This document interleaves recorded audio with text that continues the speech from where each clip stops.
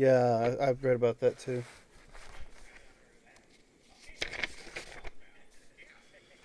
I just got to get my notes for this. I was going to do some more research today, but of course, by the time I popped up on my computer to do so, they're like, "Hey, we got to go do a run." So, all right, we are.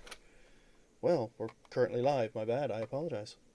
Oh, so yeah, I can Okay. see it now No on. problem. Hey, everyone. Usually, I have a little commercial or something put on, but since this is a whole new page, I apologize. I'm Dan Latham. I'd like to welcome you to Roll Hit Die Presents The Dresden Files. And we're going to get started on building the city of New Orleans. Of course, Rod, our usual dungeon master for our Monday night game and our Tord games, is running this for us. And I will hand it on over to you, good sir. Yeah, you should also tell them that you kind of talked me into it, and you're like, "Don't worry, Rod, I'll make you famous. It's your 15 minutes of fame." And I said yes, and then you said you'll be famous with all 7 of my followers. Well, I mean, if we really want to get technical, I have 100 and something odd followers. I know I was being smart ass. I can still say ass, right? It doesn't have to be after 9 now. We do know after. Actually, we're all East Coast, so after 9, Dan doesn't care what you say. Mostly.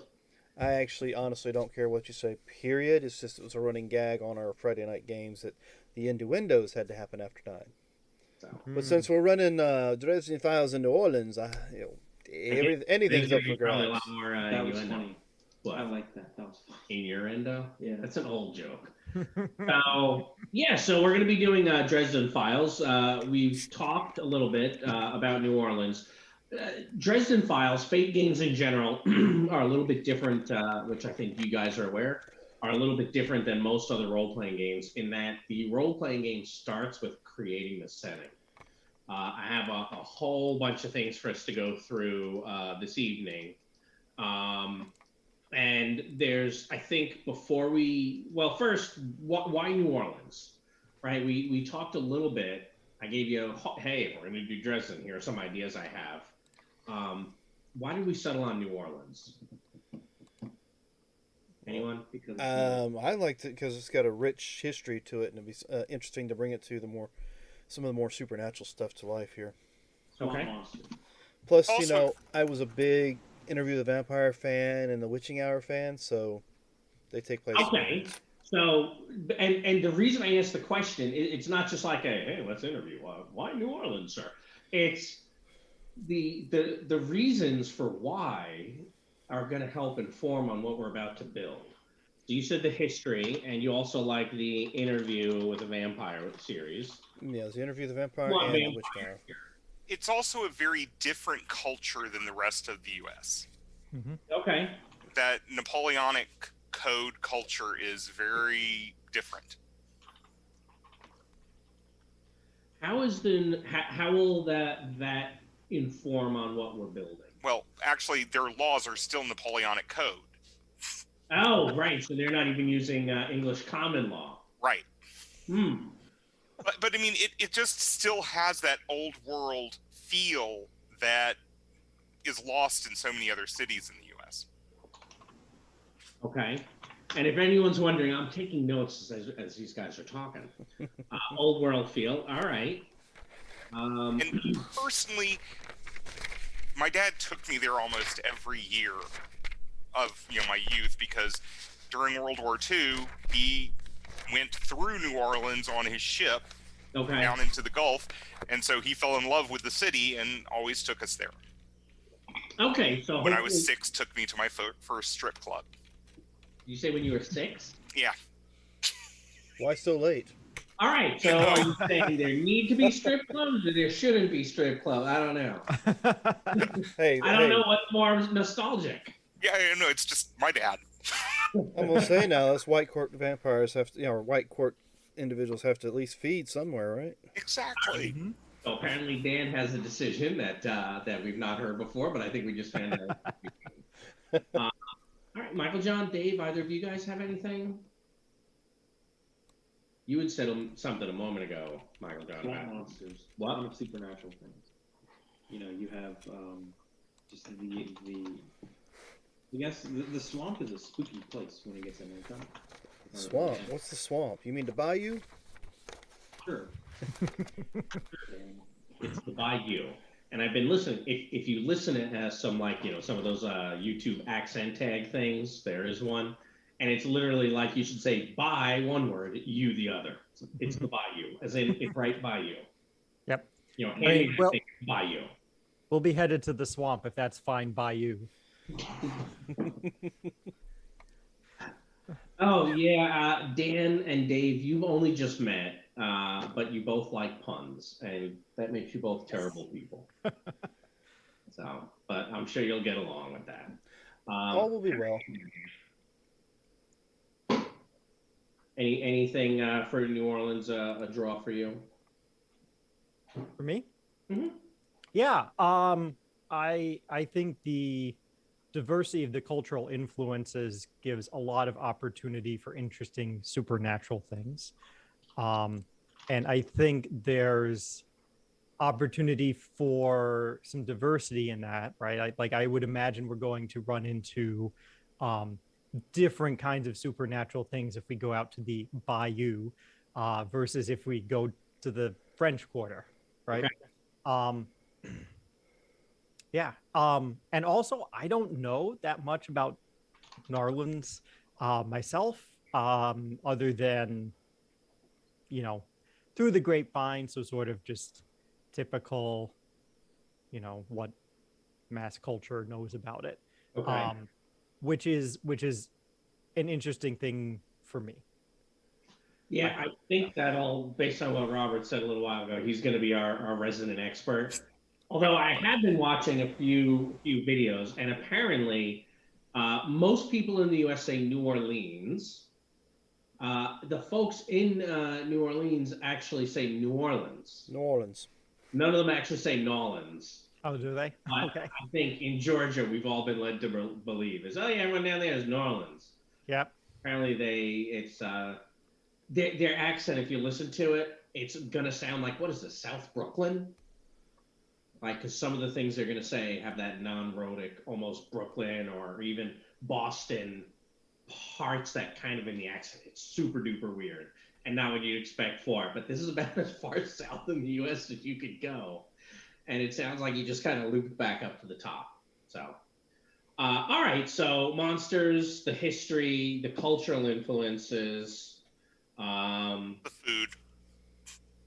Does the food play into the game? I don't know. Okay. Unless one of us owns a restaurant. Oh, you do? I do now. Oh, yeah. Okay. Yep. There you I go. have a restaurant. Yeah, it's awesome. It's a French restaurant. I'm playing a French person now. Okay. I guess I've come up with that idea. There you go. Well, that's one of the fun things about doing it this way. I don't think, apart from what Dan said, no one has said, hey, I'm doing this or I'm playing that. But that's okay. Now all we know is the mundane portion of what you do is you're a restaurateur. Right. I just started opening up French restaurants in New Orleans and doing some research. Yep. I can tell. I saw it on your face. Brennan's. Brennan's. And there are actually a couple I have on my list as places because of their haunted reputations. Oh, okay. We'll have to get those down. I started building a map, and we're going to build some of these locations. I have one thing that I have to ask everyone. I already know the answer from Dave. I need a must. Everyone has a must. And it could be this campaign must have or this campaign must not have. Dave already told me it must not have a dragon. Because the first time when I ran the Baltimore campaign, he said, Rod, I don't know why. The campaign, it needs to have a dragon for some reason. And so there was a dragon, and that was the main villain behind everything. So when Dave and I were talking, he's like, I'll play, but no dragon. That's my only stipulation. So no. I think you're muted, Dave. Oh, yeah. Let me rephrase. I'm not stipulating no dragon. I'm just not stipulating dragon. However, I would request that any dragons not be the final boss of the campaign. Of course not. No, we don't want to repeat history, right? That would be right. But does anyone here have a must? Like I really want this, or I really want something not this. Well, I had a couple on my list, and I'm just going to go on and put them out there so everyone can hear them. One, it's New Orleans. There should be a large population of hedge mages. That's one idea. Huh? Hedge mazes, you said. Yeah. Or did you say hedge mage as in hedge wizard? Yeah, hedge wizards. Okay. Yeah. I thought you said mazes, and I'm like, well, it's theater of the mind. I can make the mazes as amazing as you want. No. MAGE. Sorry. This is also New Orleans, so there has to be a large population of ghosts and specters out there. Oh yeah. High spiritual activity. The other thing that I just had on this list is Hurricane Katrina would have messed up the magic of this area. And so, you know, was it the White Council that did it? Was it something else? So that was, you're actually kind of segueing into one of the two things I noted that we absolutely must talk about, which is pre or post Katrina. You just said you seem to like the idea of post Katrina, and you saying it messed up the magic. Well, it's water. I mean, you just washed away decades of protections. Yeah. Now, I will say, in a sense, one of my musts is an aspect for the city. Oh, you have one to propose already. Yeah, that is the motto for the city. Les bon temps rouler, is that right? Yes. I'm not sure of the French, but it's let the good times roll. Mm-hmm. That is the motto of New Orleans. And I can think of many ways this can be abused. Are many ways it can be abused? Well, abused is in by you.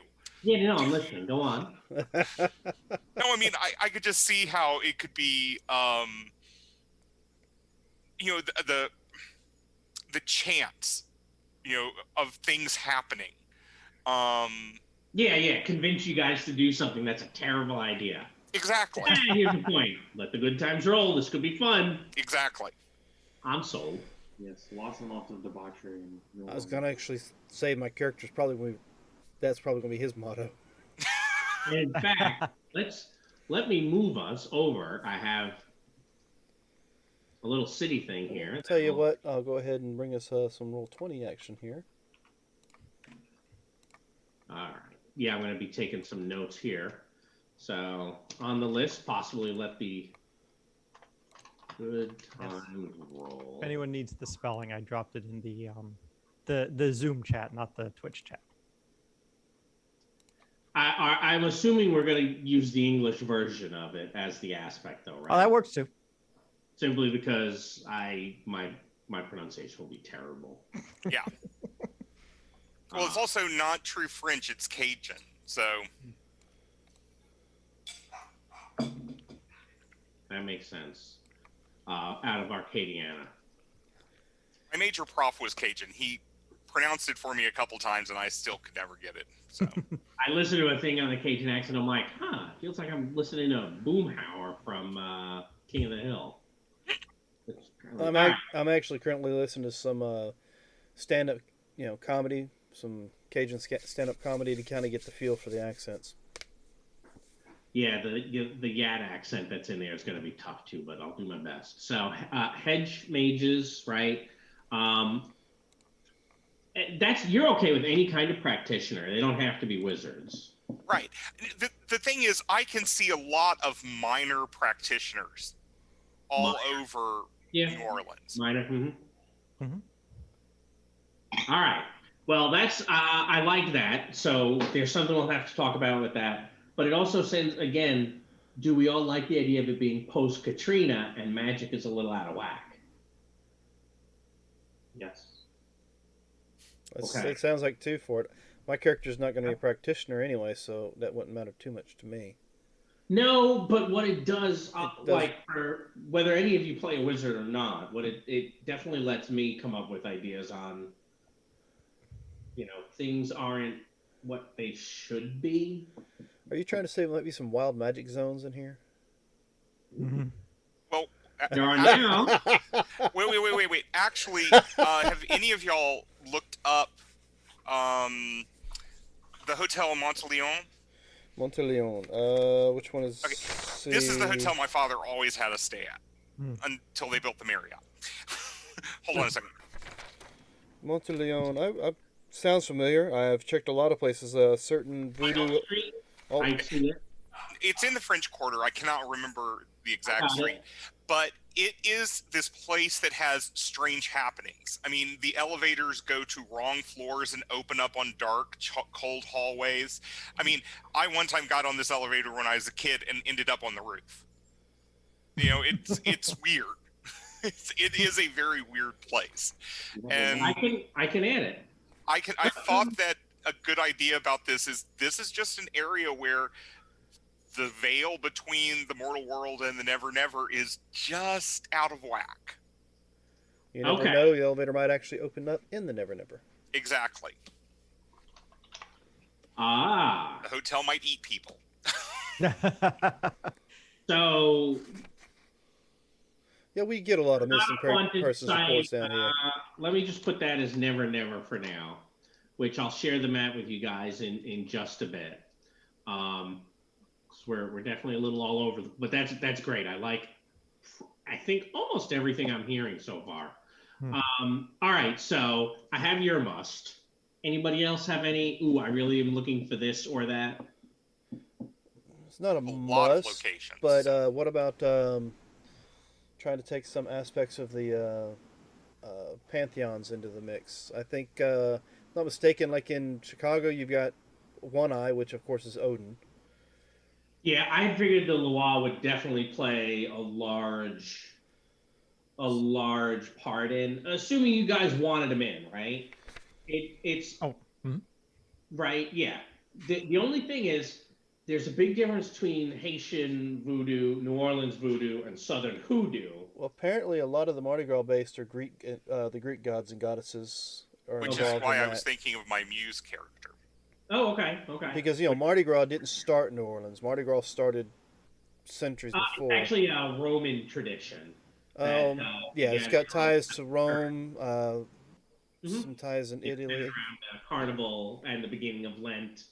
The actual idea that you eat all sorts of stuff, or you get rid of all this stuff that you're about to not be able to eat, etc. And it is messed Carnival up. actually means putting away meat and some stuff like that. yes, that was the whole point. I think the original few Mardi Gras parades that was done had a huge bull that was being pushed by like 16 men as a symbol. Then later on, it got down to a guy just walking a bull with a white cloak over the bull to symbolize, the meats that you're going to no longer be eating for a little while.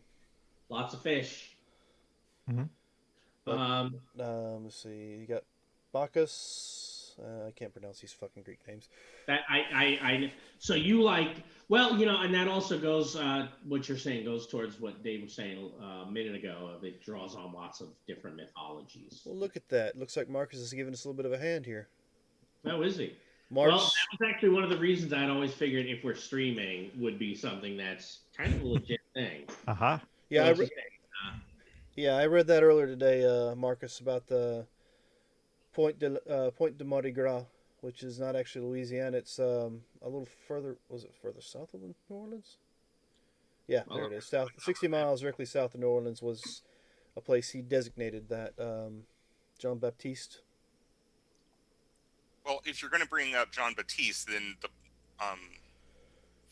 oh shoot, Not Bayou John, not Dr. John. Yeah, sorry, my brain just kind of went off. So yeah, are you thinking Dr. John? yeah, I was thinking Dr. John. Yeah, okay. Dr. John is a voodoo king. Yeah. Okay. Whereas Marie Laveau being a voodoo queen of New Orleans. And I have a specific idea for her. If I have a must, I don't get many because I'm the GM. I don't get to have it. If I had one, my thought is we were talking a lot about spiritual activity already, right? You said that really needs to be in. And I had always figured that was going to be in a game. What do you guys think about leaving it where no one has ever seen or heard of her ghost? Because if there are plenty of ghosts in New Orleans, wouldn't any of the voodoo practitioners want to talk to hers? Yeah. Well, okay. Here is a legend for you. Mhm. Supposedly on St. John's Eve, she appears to lead a voodoo ceremony in St. Louis Cemetery 1. Okay.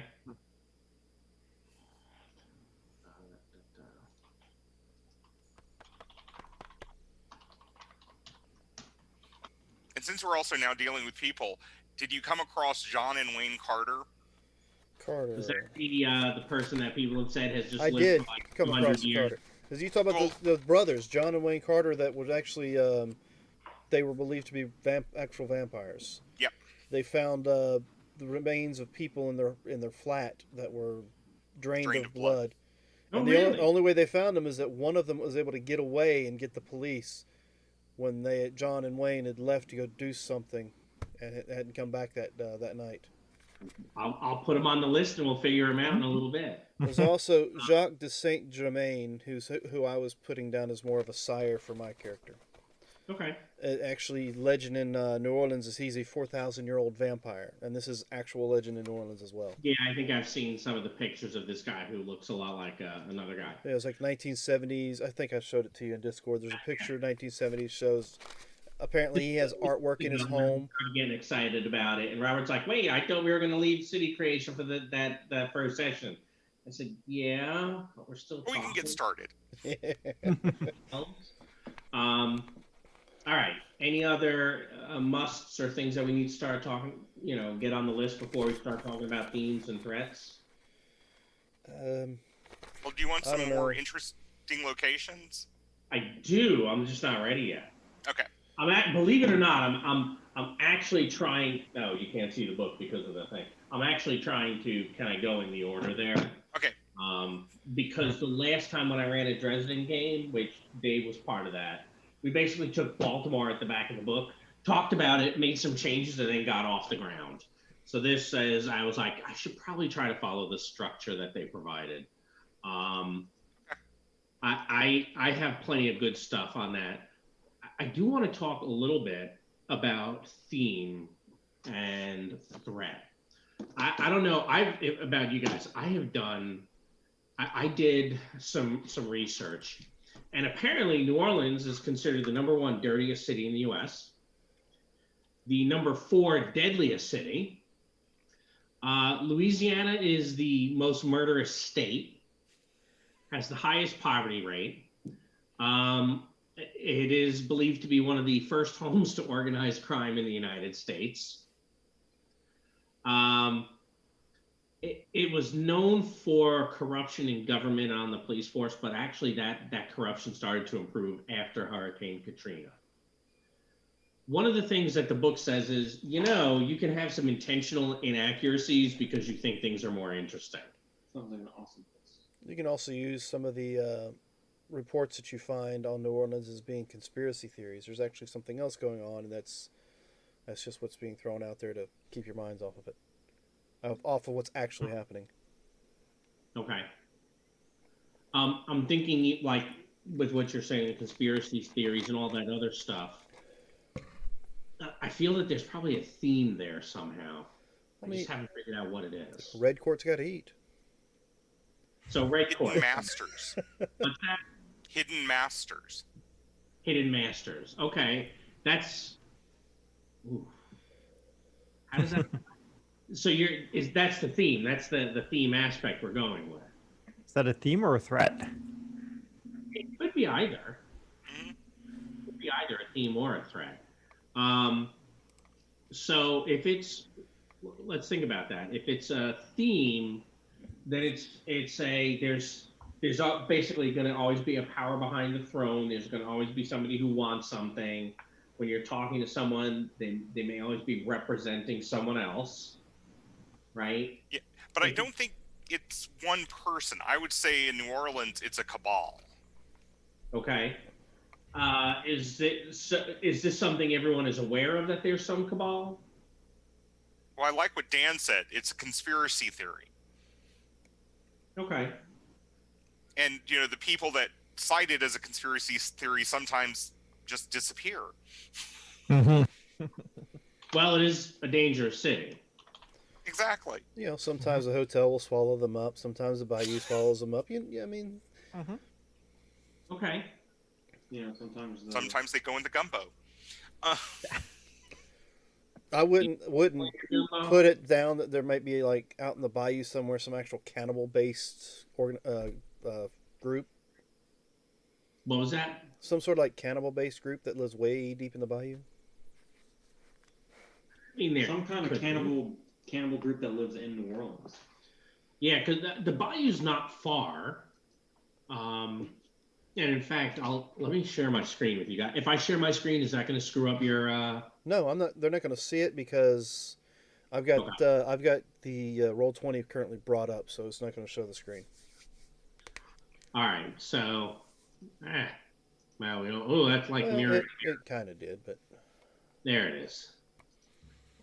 So I started building a map. This, by the way, this zone here, which I'm calling just city zone, this is the city limit kind of New Orleans. But of course, right, you have the lake, you have all the rest of this. There's just so much. We picked a really large area. And I start, like I've, let me get rid of the city zone. I put the streetcars on here and then some of the locations and things that some of you guys have mentioned. So we have a pretty big playground here. So I'm definitely excited about that.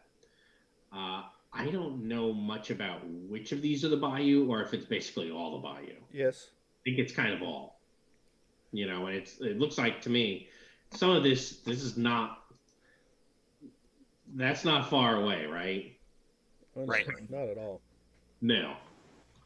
So, I mean, that seems to me. And so, Robert, when you were younger, did you get out to some of these areas? some of them, yes. Okay. But is it the way I'm thinking, looking at this, that you're in the, you're in a very urban area, and then all of a sudden, bam, you're in a swamp. Oh yeah. Middle of nowhere. So that I think that interests me. I like the idea of that. All right, so a possible theme of hidden masters. Does that work for everyone? Is there anyone that's like, well, here's this potential issue, or? It works. Now, as a theme, the theme will have an aspect, but the aspect doesn't have to be the name of the theme. So something to bear in mind there.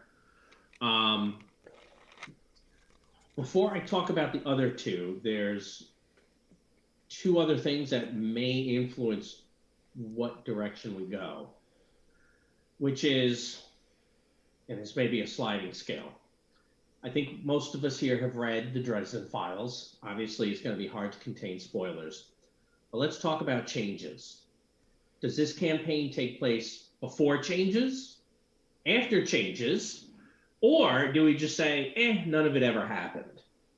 And the reason that changes is a kind of a demarcation is Red Court vampires, right?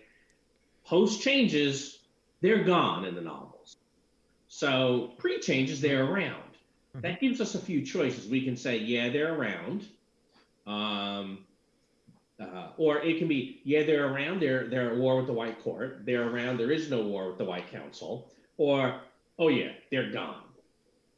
That's pretty much, I think, the three options. Are there any feelings on any of those options? So you said there's before changes, or there's like none of it ever happened? Well, yeah, so look, because ultimately a campaign is about your characters. It's not about what this jackass Harry is doing over in Chicago, right? Yeah, Right. we don't like Harry. Yeah, nobody likes Harry. He's goofing stuff up. Nobody likes a smartass. We know this. So in changes, right, the whole Red Court of Vampires gets wiped out. They're gone by the end of the book. If you haven't read it, you should have read it. We're past the statute of limitations. Spoilers from what, 5-6 years ago? Longer than that. Yeah. It's like 8-9 years ago. So it could be, you know what, that is the thing that happened, and the Red Court's been wiped out. Now, if we go with the Red Court's been wiped out, then it can be well, was it recently wiped out? Like maybe they were in control of the city and it got wiped out, and now there's a power vacuum that the hidden masters are trying to do stuff. Or it could have been they were wiped out a long time ago. On the opposite point of they weren't wiped out, you have they are still at war with the White Council, or there is no war with the White Council. They're vampires, they're wizards. They don't like each other, but they're not going to murder each other on sight. So we kind of have 4 different options there. Well, I do like the Red Court being around. Okay. I I'm need 3 nods. Well, Yeah. what I was going to say is having them after you have the Fomor. We could do both. Yeah. We can have both if we want. And it makes sense having the Fomor with the swamp and stuff like that. I had figured we might. I'll be honest. I thought there was a chance we'd be like, let's bring them both. Let's just throw them all in the pot. Like, come on. Yeah, I don't mind having the Red Court. Okay. Me neither. I mean, I think throw them all in the pot seems like a very New Orleans thing. Just put it all in there and stir it up. Yeah, the You Red can Court. take that as a gumbo reference or just a culture reference, but it works either way. Okay. All right. I would say let's not have the war. That was my next question. This way, then, if any of you choose to play practitioners, you don't have to always be looking that you're about to get assassinated. No, Okay. you got to worry about your wardens popping in. All right. So we have Red Court here. We don't have a war. Rogaru, what is that? The Rougarou, Is that Same. Rogaru? Yeah, very similar to a Lougarou. I do have it. It's a swamp creature. It's a werewolf. The difference is that, and there are some myths that say they're the same thing. I think they're different. Well, one is they're always white. They're albino. Are they? Yeah, in the myth, they're always albino. And they don't have to be wolves. That's true. That's true. Well, that's where the grunch comes in. That could be like a weird crocodile or something. Because Yeah, you could be a weregator. well, the grunch creature that's in New Orleans lore is something similar to that. Okay. Sorry, chat. Marcus was asking about it, and I'm trying to remember where I read about it.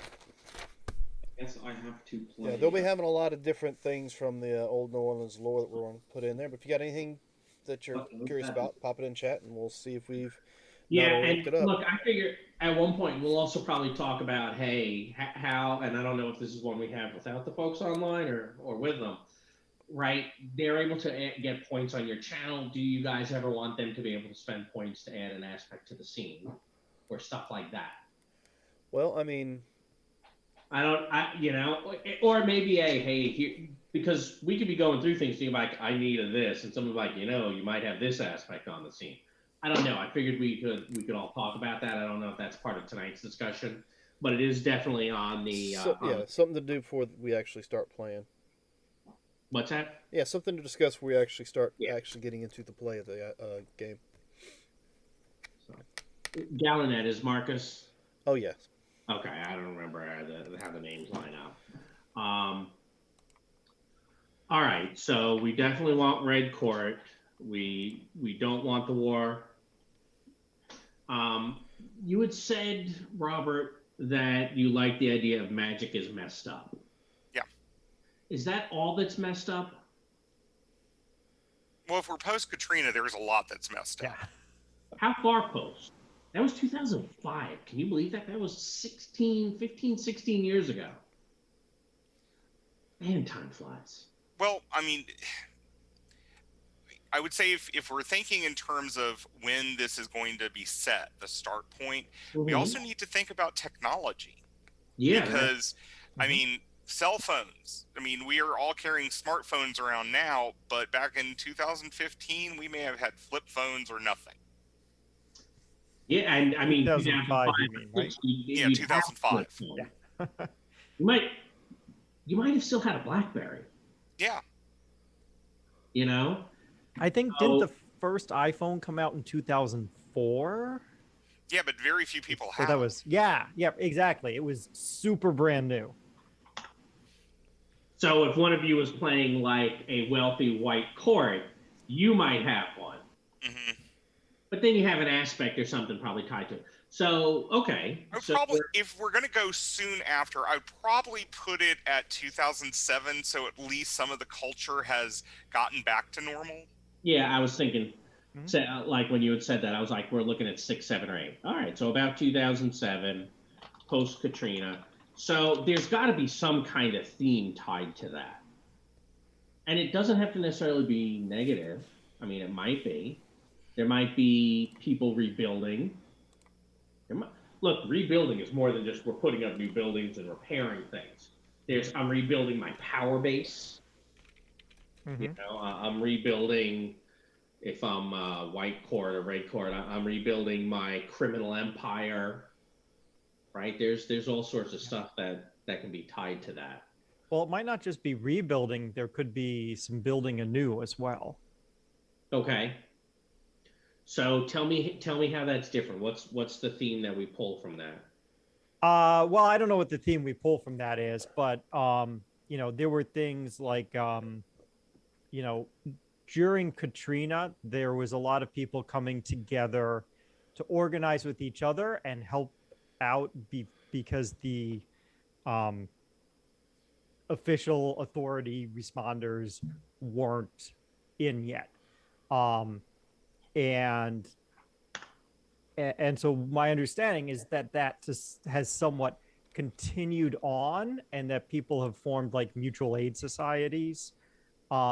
Oh, which reminds me of an idea I had. I'm not sure which phase of city creation that is, I'll listen to your idea, Dave. but right. So if mortals are forming mutual aid societies, maybe there's like a Paranet version of that as well.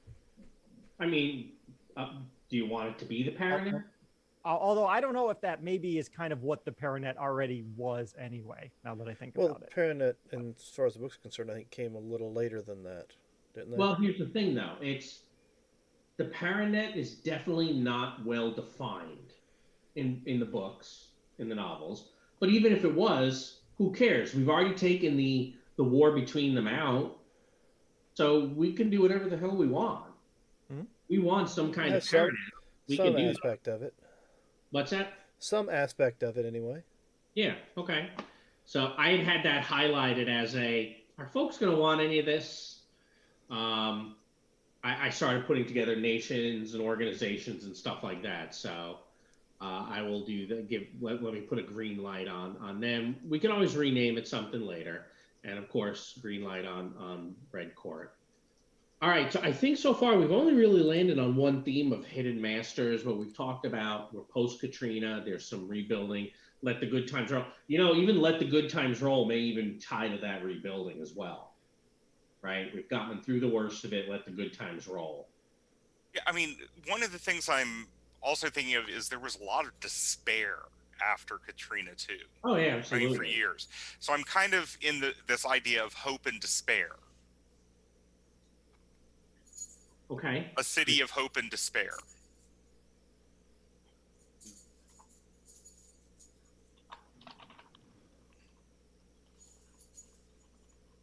Because I'm going back to that Pandora's box idea of hope being the most evil thing. Because I it don't gives know. you that false hope. Whoever said hope is the most evil thing? I've never heard this. Pandora's box. Yeah, no, that's Pandora's supposed to box be the last. contained all the evils of the world, and the only one that didn't escape was hope. Oh, see, thing is, I've always heard the myth is all the evils got out, but hope also came out. It was the last thing, and it's the only thing that kept everybody alive. I've not heard of it as a bad thing ever. Okay, so a city of hope and despair. That also ties to let the good times roll. I imagine. I was thinking of what Dave was saying about the rebuilding. It's that hope for a new future. Mm-hmm. Okay. So what's our aspect there? Do we have one yet?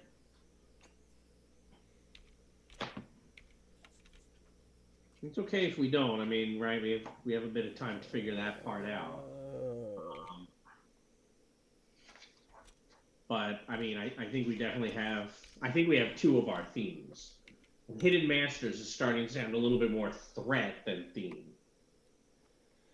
right?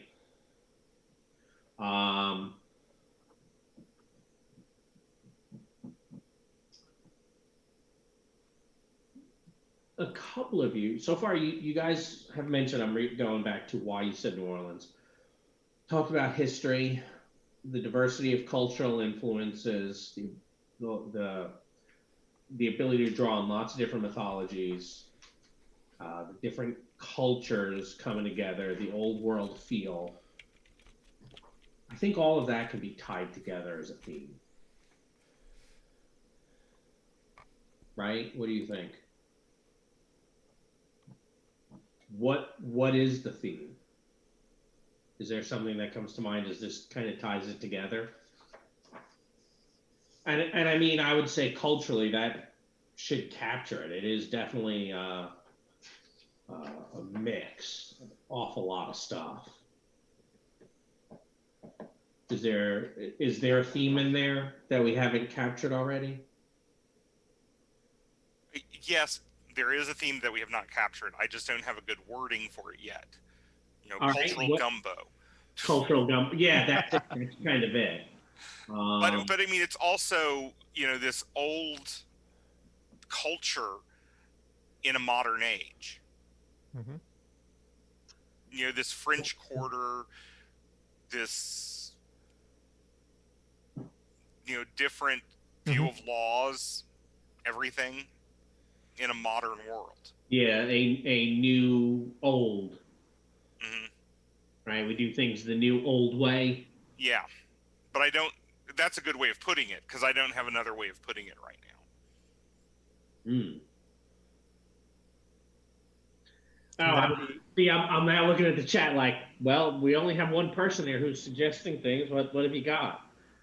But I saw he said he's going to go back and stand in his corner. So Yeah, he put out the comment about just for our information. After Katrina, was the Acadiana was the main parish that helped during New Orleans clean up and get people back together after the hurricane. Acadiana is actually it's a collection of several different parishes, and is really where the kind of the Cajun comes from, right? The folks who have been forced out of Canada. 64 parishes that make up the U.S. state of Louisiana. Mm-hmm. And if you do a image search for Louisiana Cajun country or Louisiana Acadiana, it's going to show a whole bunch of them. And believe it or not, they're near New Orleans, but not technically. None of them are in New Orleans. All right, so new and old kind of cultural gumbo. Mm-hmm.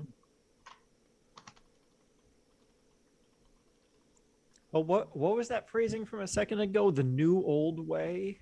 Yeah, and does that work as an aspect? I don't know.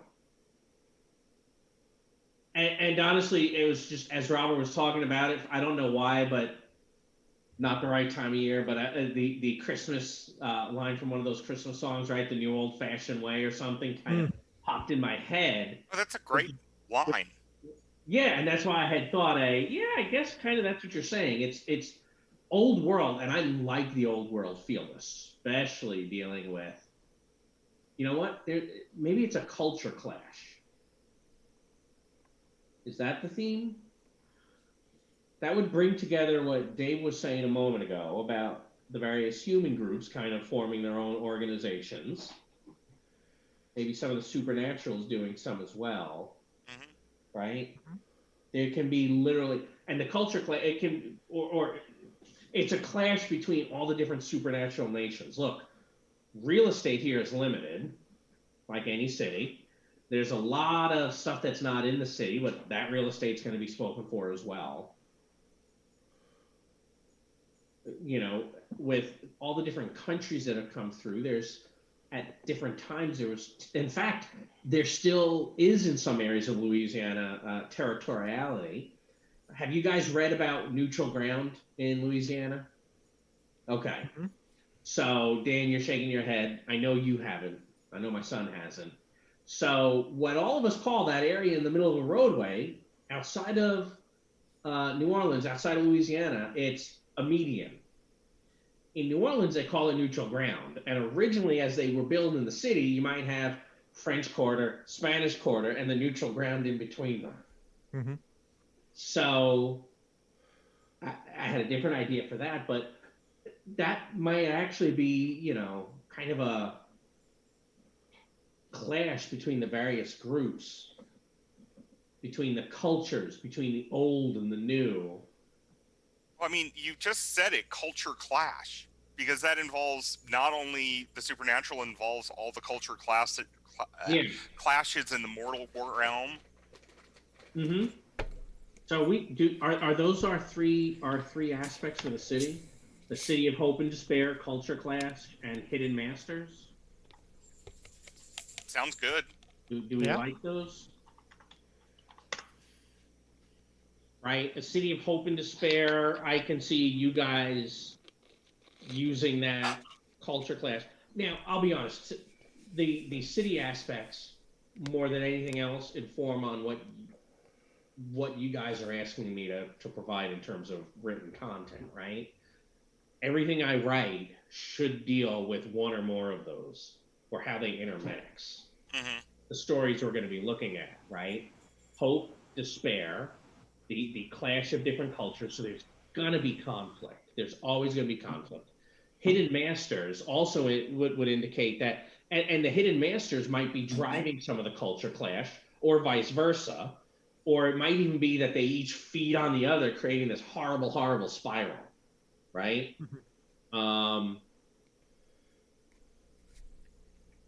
Okay.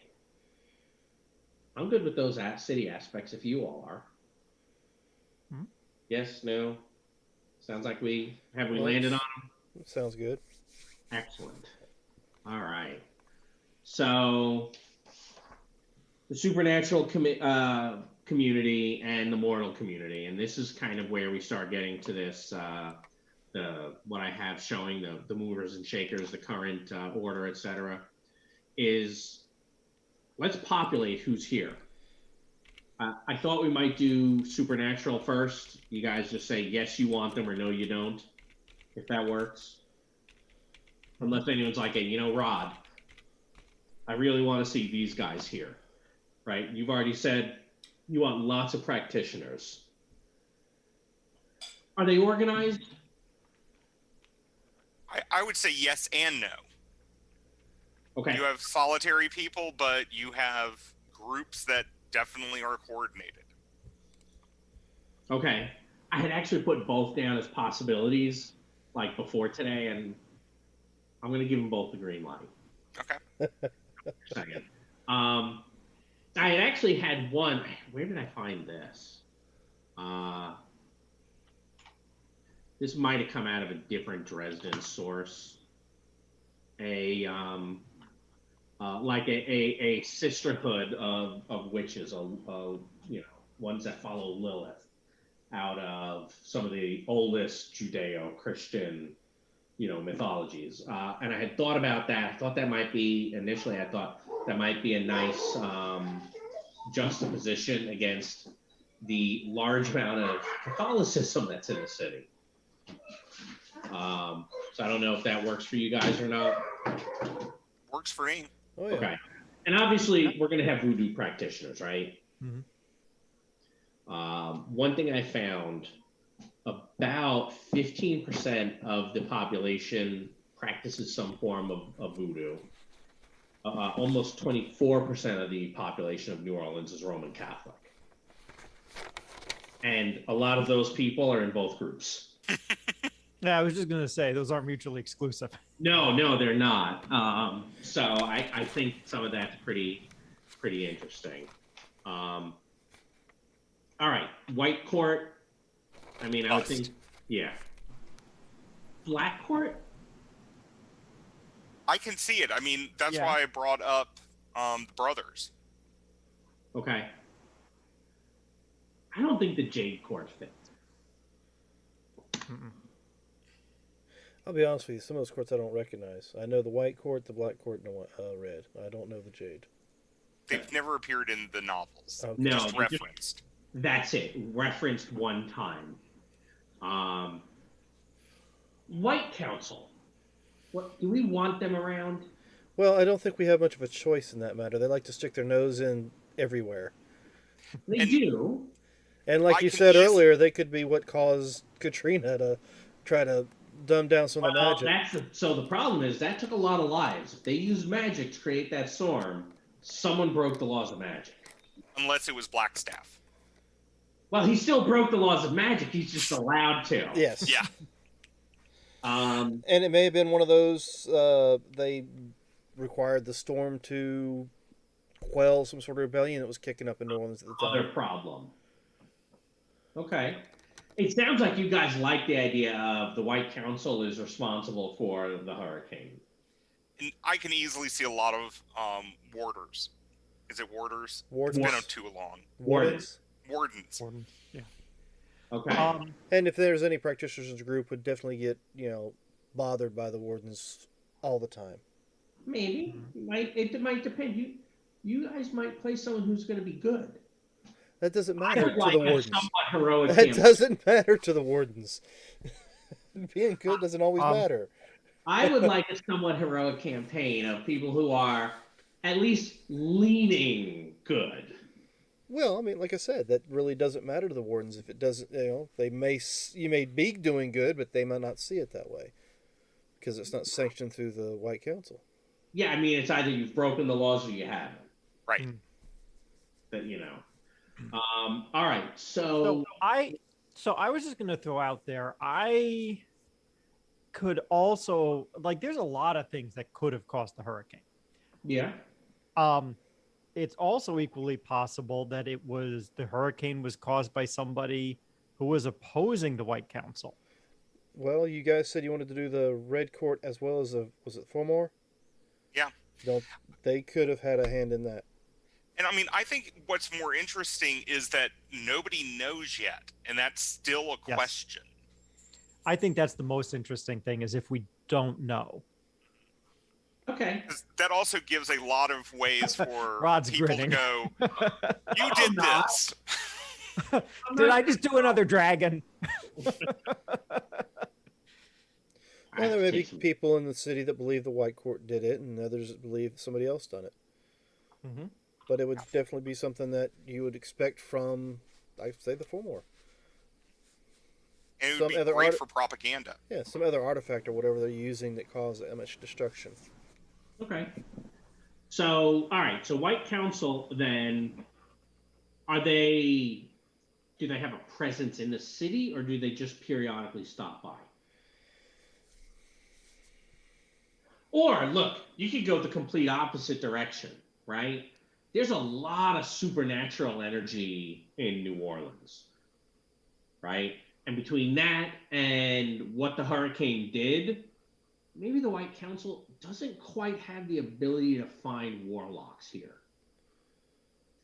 There's too much magical interference. You can have a bunch of wardens around struggling to find people and getting nothing. Well, I'd still say you'd probably have some of the White Council there to investigate the aftermath, the changes in the magic in that manner. All right, so the White Council is in the city. Small presence, it sounds like. Small. Maybe the White Council wizard who's here isn't a warden. Right? Or it can be a warden there trying to. Are any of you thinking of playing practitioners of any sort? Maybe. I'm not going to be a wizard or a sorcerer Okay. because I've done that. Minor talent. Could be a minor talent, maybe a focused practitioner. Okay. To be honest, I'm leaning a little away from those ideas as well, but they're not completely off the table like wizard and sorcerer are. Okay. And I have one idea, but I might change it. So, Okay. So I'll leave the White Council as what? Is it a little bit nebulous, or do we like the idea of there's at least one wizard, maybe more? there's Yeah. at least one. Okay. Yeah, I think at least one is good. I like it being a small presence. If there are a lot of practitioners around, that would make sense. Maybe that's one of the reasons there are so many practitioners around is because there isn't a large White Court presence for them to worry so much about. Okay. Yeah, they don't have. All right. Maybe the White Court presence that's there is even like officially under orders of like look but don't touch. Of course, that's officially. Masters. Look but don't touch is Hidden Masters. Well, Yeah. All right, the next one I have is a probably strike from the list. I just don't see the Winter Court being here. No, it's too hot. That's what I figured. Yeah. Now I had an idea a long time ago. What? Well, I was just going to say real quick, if the Winter Court's not here, then you know who's going to be like tons of here. The Summer Court is, but they don't have to be the only Fae group, right? There are The Wild Fae. 3 others that can be here or not, right? One being the Wild Fae, almost certainly, right? I'd expect to have Wild Fae out in the Bayou, without a doubt, right? And in fact, I could see the Wild Fae and the Loire sometimes being at odds, right? I could also see them working together. I could see it going either way. Maybe it's sometimes one, sometimes the other. Right, because the culture clash. Mm-hmm. What about the Tilwith Teg? Was there a? I don't think there's a really large Irish population that went to New Orleans. So I don't know. That I know of. I don't know. I saw something earlier today that said that there was some. There are some, but it's not like Chicago, New York, or Savannah. Sure. There's So a that's why I few. But you're contrasting it to like the biggest ones. Let's see. Irish history in New Orleans. Irish have a long hold on, where'd it go? Irish have long called New Orleans home, attracted by its Catholic traditions and historically anti-British settlements. An early wave of Irish immigrants fleeing British persecution at the end of the 1700s landed in New Orleans, became well integrated in the economy and social life. Okay, so that would have been prior to, right? That then would have been prior to really the other Irish waves of Irish immigrants in the 19th century. Because there is a lot of different cultures that were mixed in to New Orleans. Yeah. It was actually controlled by the Spanish for a little while. I mentioned some of the Haitian voodooism that was in there. Some of the stuff that I was Do looking you up, there's guys a want lot the of. Tilwith Teg? It brings with it a lot of the Irish mythology of fair folk, right? The Tuatha De Danann. Sure. Maybe, I mean, they might, and look, you can even say, yeah, they're there, but a small presence, if that works. Marcus brings up something called, you can always bring banshees into the mix. Well, sure, of course. We don't have to do that. Look, we do. And also, if you sit and think about the whole, was it Marie, the song that was about Marie Laveau? In the song when they let out the scream, another man done gone or whatever. You know what I'm talking about? Mm-hmm. It's kind of a push towards like banshees. Okay. Svart elves. Did you say smart what? Svart elves. Oh, Svart. Artavles. Svart elves. I've always thought of them just based off the spelling as a little bit more Germanic Norwegian. They have a small role in some of the Dresden books. They're in the universe. I don't know that they add anything. No. There is an area outside the city that's called the German something or other, but I don't know that it necessarily needs Fart Elves. I don't know. They could be there, just not a big player. If at all. If at all. Right? I mean, they're described in the Dresden verses as craftsmen and people who make things. And look, I mean, there are crafts folks there, but I think there's a lot more of the arts than the crafts. Yeah. Mm-hmm. So I didn't see them. Someone had said to me a couple of years ago, they're like, you can always, if you're going to be someplace south, instead of having 2 Fae courts, you can go with 4. And then you're kind of breaking the winter into an autumn and a winter, and the summer into a spring and a summer. If you want to have more conflict between Fae courts. I don't know if it's a good idea, a terrible idea. It's definitely a weird idea. Well, with the winter not being around, Mm-hmm. then I don't know, and I don't know how much sense it would make to have autumn in that case. And if that leaves us with spring and summer, I don't know if the distinction between those Okay. without the others around adds Okay. much. Um, And we've got them and versus the wild fae, and that could be a some thing. go with take. And look, the summer court don't have to only oppose the winter court. They can Right. oppose White Council or any of the vampire courts, Mhm. right? Or even the practitioners. Mhm. You know, summer is, they're not necessarily friendly. We tend to compare them to winter fae and assume that they're friendly. But I think we can find some ways that they won't be. Yeah, because you're not going to get much cold in New Orleans. I'll work on that. Yeah, I mean, my take on it was always that they are equally friendly or not, you know, in the different courts. It's just that the winter ones, because of their demeanor, are obviously unfriendly when they're being unfriendly. Yep. You know? And the summer court are less obviously unfriendly when they're doing that. I'm okay with that. Yeah. They're going to be a little bit sneakier. All right. We know they're shapeshifters, right? Because we've already talked about Uruguru, so we know that they're going to be shapeshifters. Are there large numbers of lycanthropes, small numbers? And remember, the lycanthrope in Dresden is not the shapeshifter. The lycanthrope is more of the berserker. They take on the spirit of the animal. Well, I mean, I could see a community of them in the swamps and the bayous around New Orleans. I don't know about being in the city itself. And some of them may be mistaken for, you know, the swamp creatures and whatever of lore.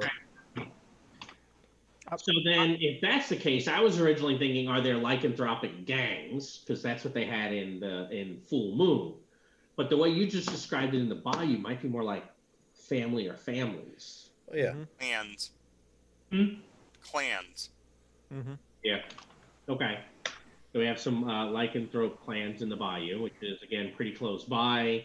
And they don't like the city folk, do they? Not too much. They love the city folk. Well, I mean, they taste good, but, you know, other than that.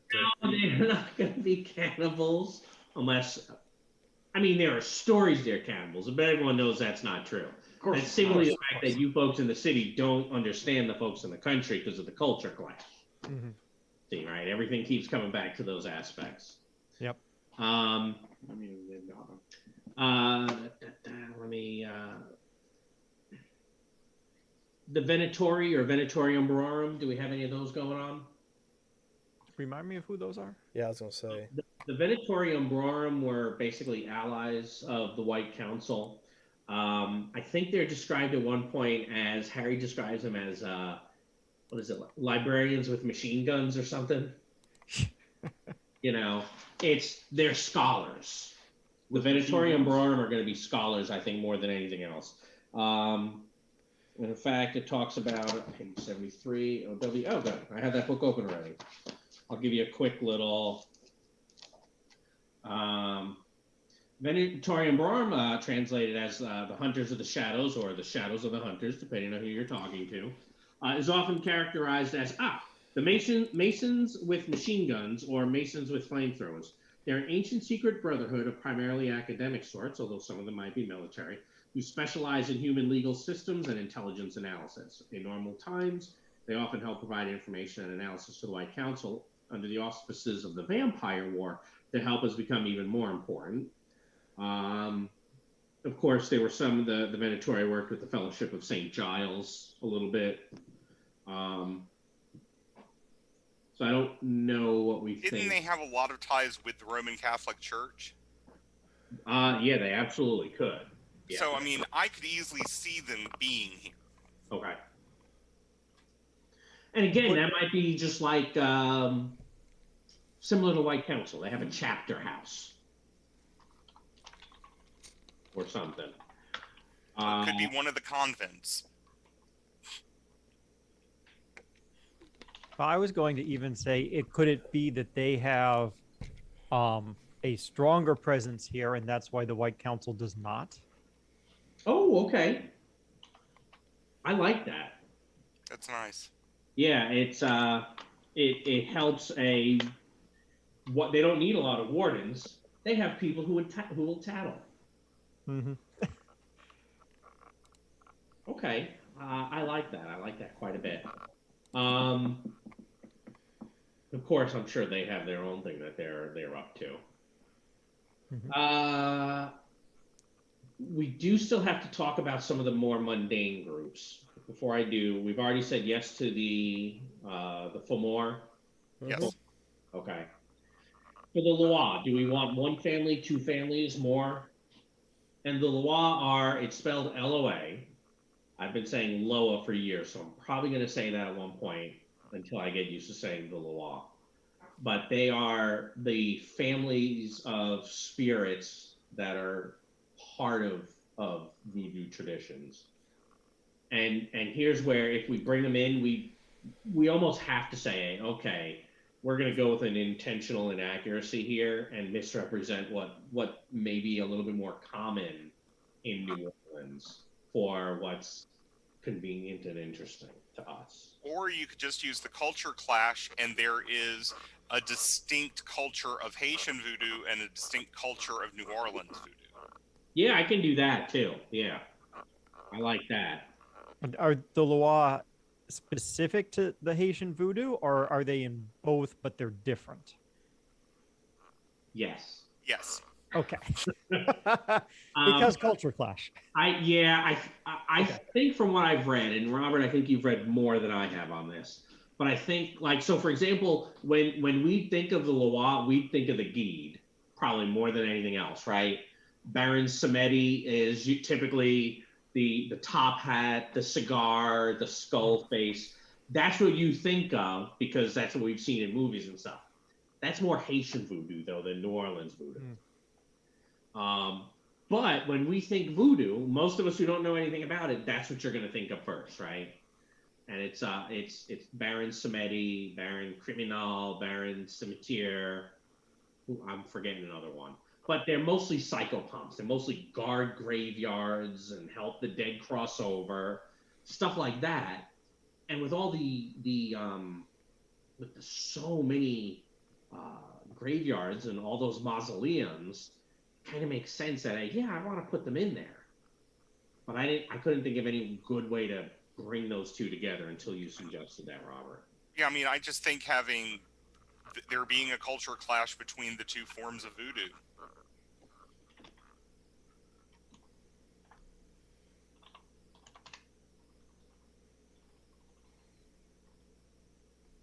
Okay.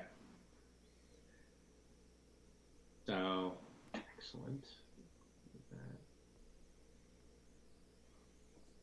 Now, I do, before I'm finishing up with the supernatural, the what's out there, it's a just quick list of, hey, here's all the different types of things that can be out there, right? Angels, constructs, demons, dragons, looking at you, Dave, fairies, the fallen, ghosts, ghouls, gods, Hecatean hags, mortal practitioners, people of faith, old ones and outsiders, scion spirits, thralls, valkyries, vampires, warped animals, werewolves, and zombies. Can we throw out the outsiders? You said throw out the outsiders. Like that's a must not. I would like to have it as a must not because Okay I've been in too many Dresden things where that comes up. I'm okay with that because that's what I did the first time I ran it, and I didn't want to repeat. So if anyone was like, I really want outsiders, I would have been like, can we talk about that? My plan was to mostly leave them out. They make it very convenient. It's very convenient to use as a GM. Yeah. But I've already done it, and I may if I do anything that ever seems monstrous or Cthulhu-esque, it's not going to be an outsider. Well, you have the Denarians for that. It's always them. Do we have the Denarians? Look, they could always be hey, they've come in, they do their thing, they leave. I think that's more it. Although with let the good times roll, I don't know if there's a particular Denarian or two who might be more attracted to that. I don't know the complete lineup. Neither do I, but it sounds like it's not off the table, but it's not on the table. And I just have this now vision of a coin flip. So Yeah. Well, that is one of the things that's thrown out at the parades too, the coins. yeah, Oh, really? Yeah. I'm sure it'll be fine. Oh no. I mean, they don't just throw out beads and stuff at the Mardi Gras parades. There are the coins and stuff that are tossed out as well. And Okay. I was just going to say, like, if there are like one or two who are more in line with the Let the Good Times Roll theme, You did, yeah. but none of them actually are like permanently stationed there, they could be like, oh, it's Mardi Gras, we're going to show up. Yeah, I mean, that'd be a great recruiting ground. and that would be the one king's cake you don't want to touch. No. Okay.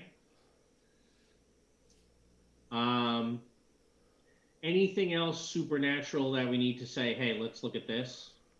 Well, I think zombies are a must, but they would need to be like more voodoo and less Walking Dead. Yeah. Oh, yeah, no, there's no Walking Dead in. If there's Walking Dead zombies that's a plague, that's a disease, that's natural. Yeah. If there's zombies in this campaign, it's intentional. Someone brought them here. Those zombies have hidden masters. Aha.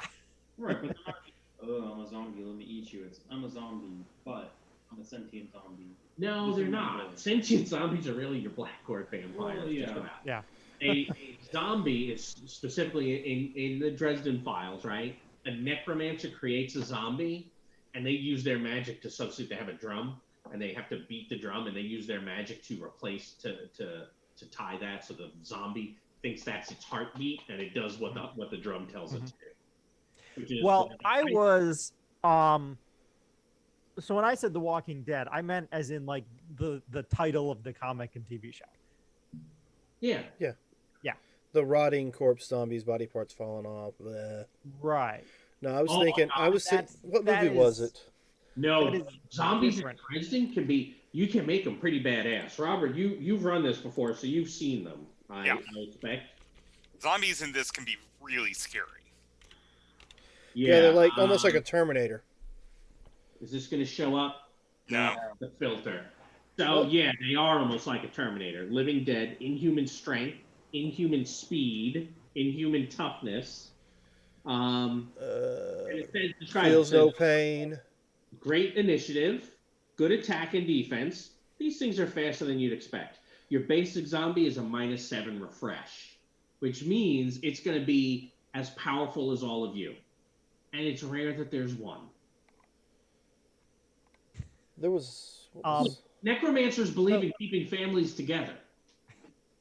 Extended families. Yeah. Multi-generational. That's how you raise a family all at once. So what I was proposing is like the voodoo idea of a zombie is different from what we think of as a zombie in like modern pop culture. Yep. Right. So I was basically saying we should have some of those kinds of zombies. I think Mind you want control. one flavor. Sure. So I could, yeah, I was going to say there could be both kinds, or there could be one kind and it's like the truth is somewhere in between. Yeah, I'm okay with the range. Okay. Look, a range lets me put things out there that are ambiguous. Yeah. And I mean, I think it ambiguous depends is on like helpful. where are they coming from? Like, are there like, do some of them come from voodoo practitioners and others come from necromancers, but like the voodoo and the necromancy are not the same thing? Then that would make the zombies two distinct things, right? It would. It would. They're Or- probably still both violations of the laws of magic, though. Oh, well, sure. I mean, the laws of magic are made by the White Court. As far as they're concerned, everything is White Council. for the laws of magic. Okay. So that's a lot of different groups that we're going to be in a little while populating to that movers and shakers that I have showing. We still haven't talked about mundane, right? What's mundane here? And that even right by mundane we mean the not part of the supernatural community. We've defined there's a large supernatural community here, right? Well, you've got your tourist attractions and such as well that bring in the mundanes. Yep. And there's also, like I said, there's a base nearby that a lot of the people on that base tend to spend a lot of time in New Orleans. I know we did it a lot whenever I was stationed there. Okay. What kind of base? Was it Army base? Air Force. It was an Air Force base. So, Keesler Air Force Base, Biloxi, Mississippi. But they had Marines and Army. It was a training base, pretty much. Okay. Are there any mundane groups in the city that have a good understanding of what's going on with the supernatural community, or is it I'd say there might be a group or two that might be connected with the voodoo, but don't actually practice it. Maybe. Well, yeah, but I mean, they may be practicing voodoo as their religion, but not practicing. They may not be like a Bokor or a Mambo or anything Yeah, where they're. I mean, you'd have if you're living in New Orleans, you have some knowledge of what's going on. Right. Well, that's what I'm saying. I don't. So in the Dresden Files, you have special investigations, right? The SI. They're mortals who are mostly in the know.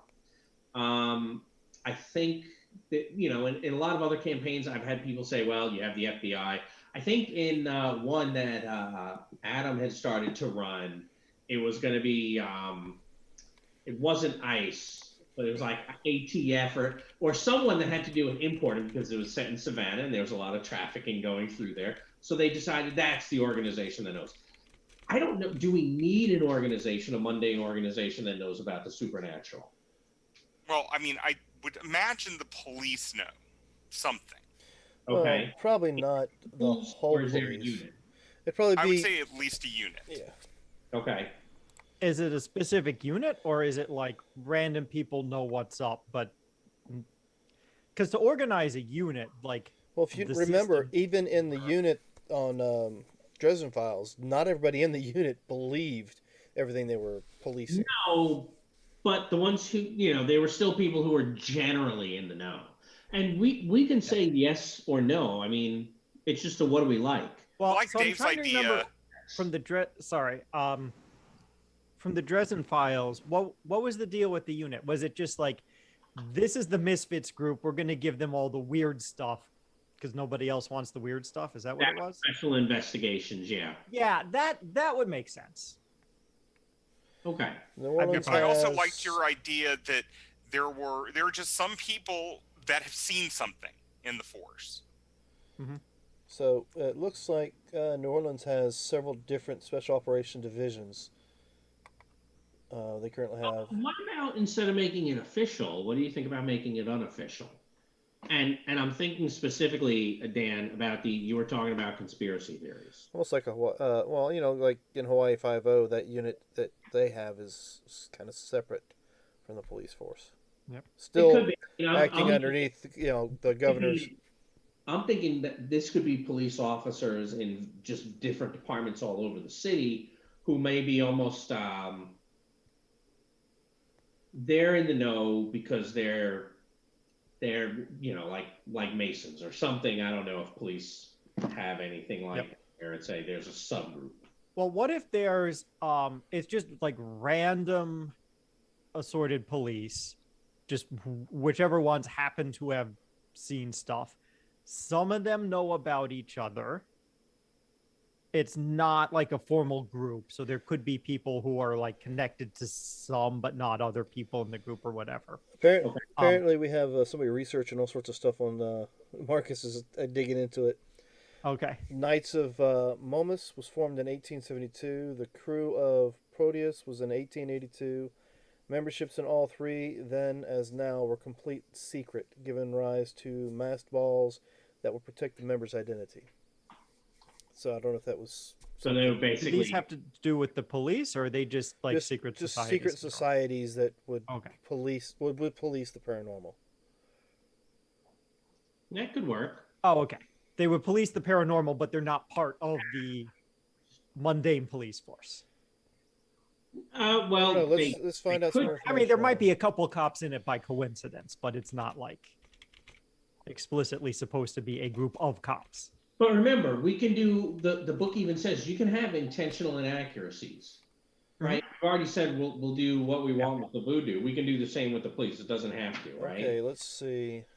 Well, I was going to say, what if the police, like some of the police, maybe not all of them though, but some of the ones who know more of the others, who know about this stuff, have a sort of informal group. So it's not like a secret society. It's more like I don't want to say like drinking club, but like they get together at the bar or whatever, like with each other in that group.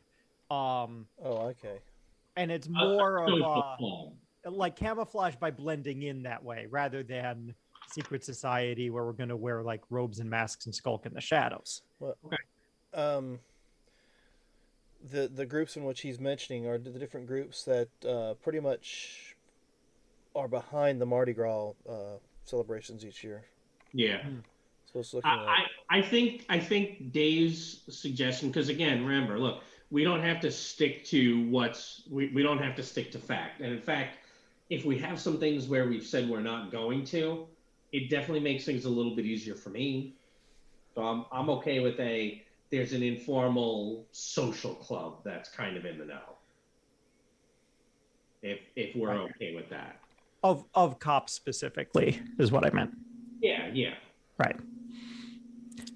Because that's something that cops will do anyway, at least from what I understand. But this one happens to be one that is all cops who are in the know. and they've all come across that one call that just could not be explained any other way.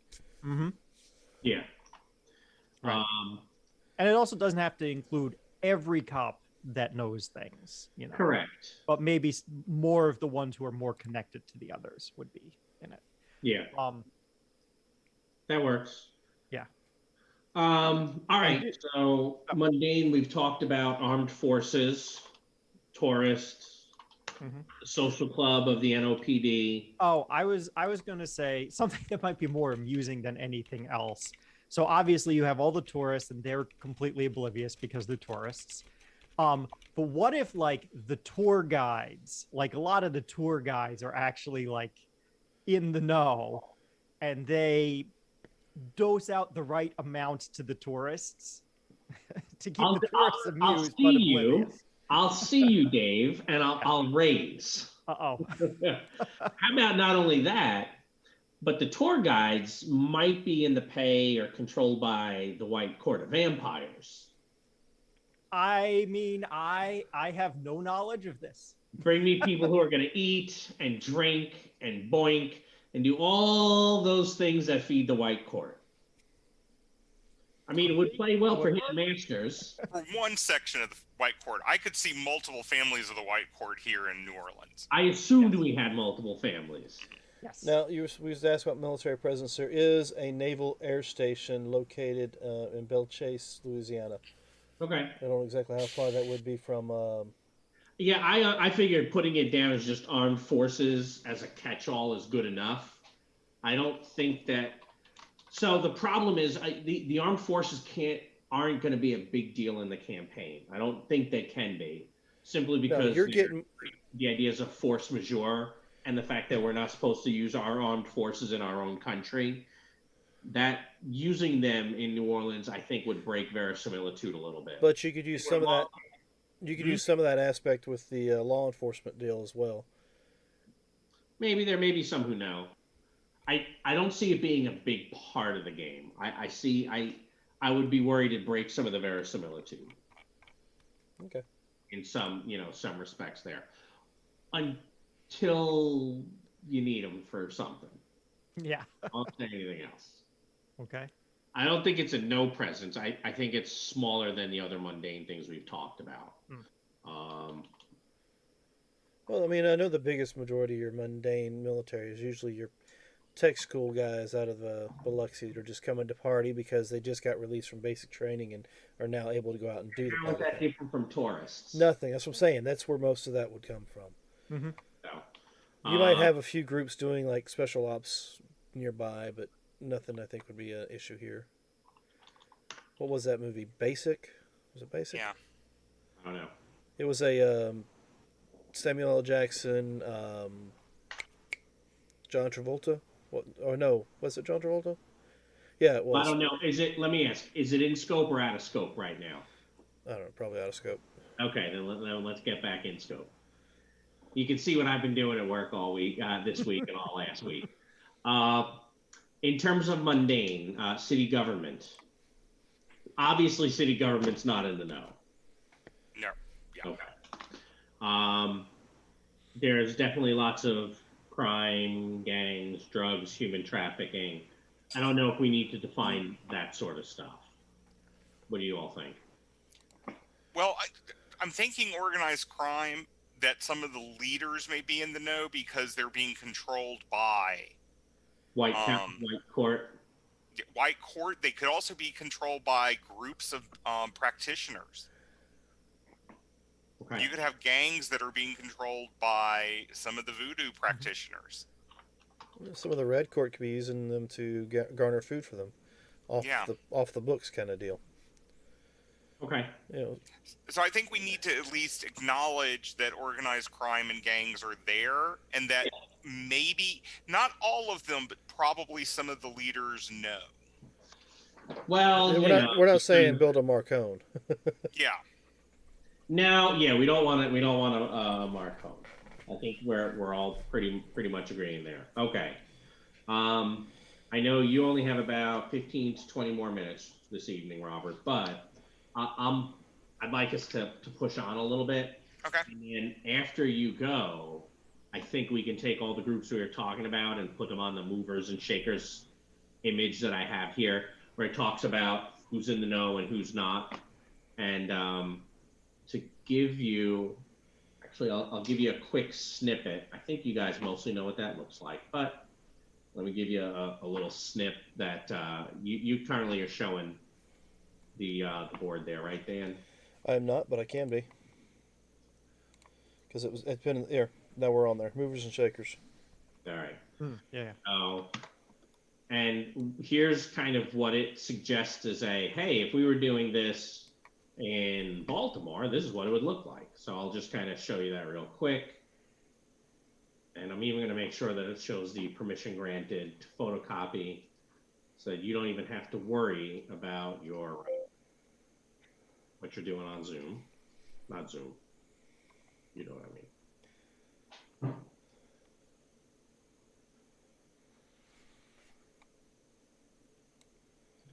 Gonna be a moment. So we did say that the city government is not in the know, Yeah, so far. and I like that. But I'm not opposed to like an individual person who is part of the government. Correct. Maybe being in the know. Yeah, no, individuals will always be individuals, and I'm more than willing to put them in. But in general, right, we'll have like this here's the suggestion. I'm thinking after Roberts had to duck out, we can take some of these and then start talking about who's in the know, who's in the dark, right? So sorry, let me do this. I'm having trouble. Right, we start with who's in the know, who's in the dark, who wants to rock the boat, meaning we're looking for change versus we're trying to maintain the status quo. And I suspect when we're done doing that, how many white court families do we have here? Anyone have I think there's 3, I think there's 4. I think there's 3. There's enough to spare in there that the ones that feed on this despair can be there. Well, we're gonna have despair, lust, gluttony. Gluttony. There's casinos all over the place. You can use the loss, the people losing money and stuff there. Yeah, that's also the despair portion of it, right? So I'm saying that add to it, not just the despair from the hurricanes and the losses there, but actual from people losing. Mean, gluttony could show up at the casinos too. It can, but there's a mix. Despair would be the ones who live there. Gluttony might visit. Yeah, gluttony might be a little bit more the French Quarter Oh, they'll definitely be there. You know, all the food, the booze, more than anything. Yeah. Oh yeah. Well, I would almost imagine that gluttony and debauchery would both be Yeah. strong in that area. City's rife with white court. Although, actually, something you said a little while ago, I think, Dan, I think this was yours. No, Dave. Mhm. It could be that it's more that the French Quarter is run more by Maenids, Bacchanals. Yeah. You know, since it's, hey, let's draw on all the different mythologies that have come there. You know, the whole Well- drink till you fall down. Well, how are they going to get along with the White Court then? Because they're going to want to show up in like the same places a lot. Yeah, well, that's part of what culture clash is, right? It is. There's not enough territory to go around. Thing is, it's a big city and there's so many people. There should be enough territory to go around, and yet somehow here we are. Yeah. So okay. All right. I think we could probably talk about a couple of places. I do want to share my screen with you guys again. Do you want the viewers to see it? Sure. Nothing wrong about showing what I'm about to. Let me move this off. Hopefully you see the map again. Mhm. So again, the city, we're not limited to only defining places in the city. But I thought it would be helpful for here's the city limits, especially since I would have thought all of this was part of New Orleans as well. And it's not. Legally, it's not. I mean, culturally, I'm sure it is, but you can see on here, I've traced out the streetcar lines. Sorry, I'm having trouble with my mouse. The streetcar lines. And I had a weird idea for you. The streetcars run in the neutral ground that's in the middle. Mm-hmm. What about these streetcars being a corded neutral ground? In neutral ground. Well, I would almost say like officially the whole neutral ground is a corded neutral ground, but unofficially in practice they use the streetcars. You have to Because talk. otherwise you risk getting run over by a streetcar. Right. Although if you do an image search for it, there are people who they walk their dogs, and you just got to know and get out of the way. Yeah. Yeah. So I would maybe say that's on the table too, but maybe in practice, getting on the streetcar is usually what's done. Okay. Right. That work for anybody else, or does anyone have an idea of I'd like a specific place to be a corded neutral ground? No, that sounds good. Sounds fine with me. I just thought it was funny, and I'm like, oh, I'm gonna have to. I like that. It's something a little different than just hey, there's a bar you can go to. Mm-hmm. Right. There's not a coffee shop. Additionally, they don't always run on schedule. Right? Well, sometimes there's a special meeting going on the car, so it doesn't make its destination in time. Or it passes a stop or whatever else. And the reason I'm like, you know what? Then there are ways where no, we have to get there, and now I can compel for it doesn't run on time, So that's kind of why I was like, ooh, I need to share that and see what folks think about that. Mm-hmm. Robert, you're heading out in a few minutes. You said you had a list of places. Oh, well, yeah. You want to give us some? Okay. Let's see. Let me pull up that list. You already had one of them, the Laurie Mansion. But do you have Lafayette's blacksmith shop up yet? Let me open up my data table here and see. So I have these are some of the areas I have.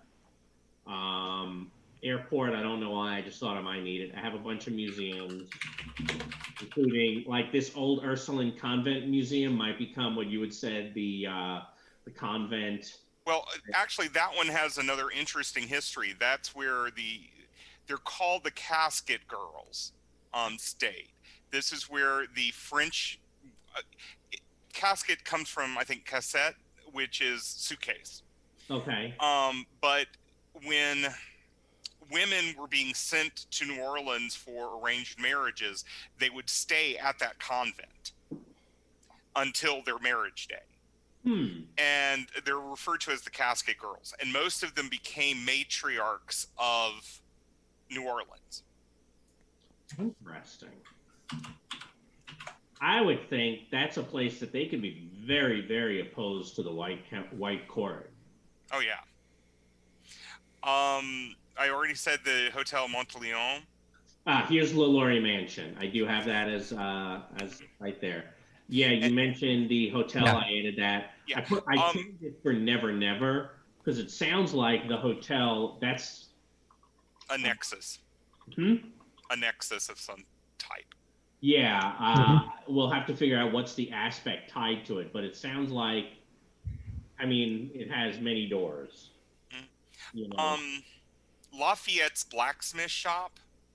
Not Lafayette. Lafitte's blacksmith shop. Jean Lafitte, the pirate, built it. It's now a bar. Okay. Has some really great drinks. And what sort of place? How do we tag this? Well, Jean Lafitte, it's one of the haunted locations. Okay.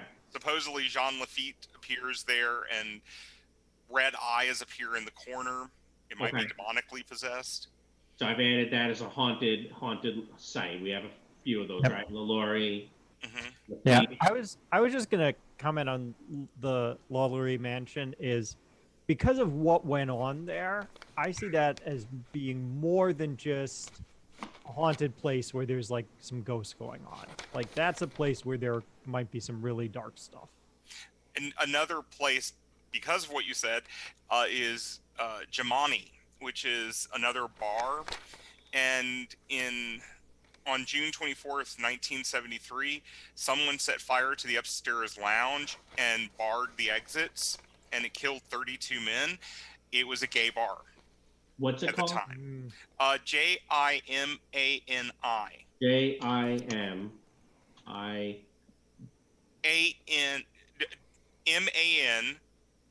That it? Jamani? Yeah. And then an I at the end. Yeah. And this was one of the haunted sites? Haunted? Yes, it's on the Lavender Loop. Yes. And this was the largest mass killing of the LGBT community until the Pulse nightclub. Okay. So.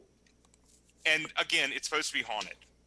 Yeah, I can add it to haunted sites. I just have to figure out how to use it in a way that's not offensive. Yeah. That's, you know. Oh, I know.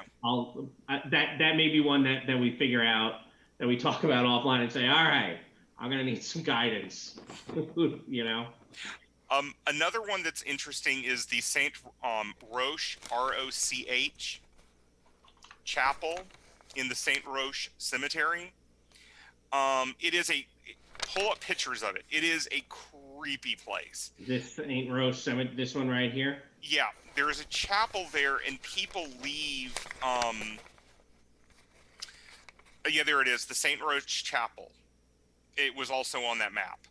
The Saint Roch Chapel, people leave prosthetic limbs. They leave creepy dolls, stuffed animals. That is kind of creepy. And it's basically in honor of tokens of thanks for Saint Roch, who is the patron saint of healing. Well, they don't have it on the official pictures. Maybe no. It's not going to be on the official pictures. You kind of have to look to an offsite on that one. Okay. I'm having trouble getting this to work because it keeps coming up behind at the top, which I don't think you guys can see the screen share. It keeps coming up behind it. Ooh, what's this dot to bottom? Oh, that's. Oh, there. See, if you notice at the edge of the church, the Saint Roch Chapel is there.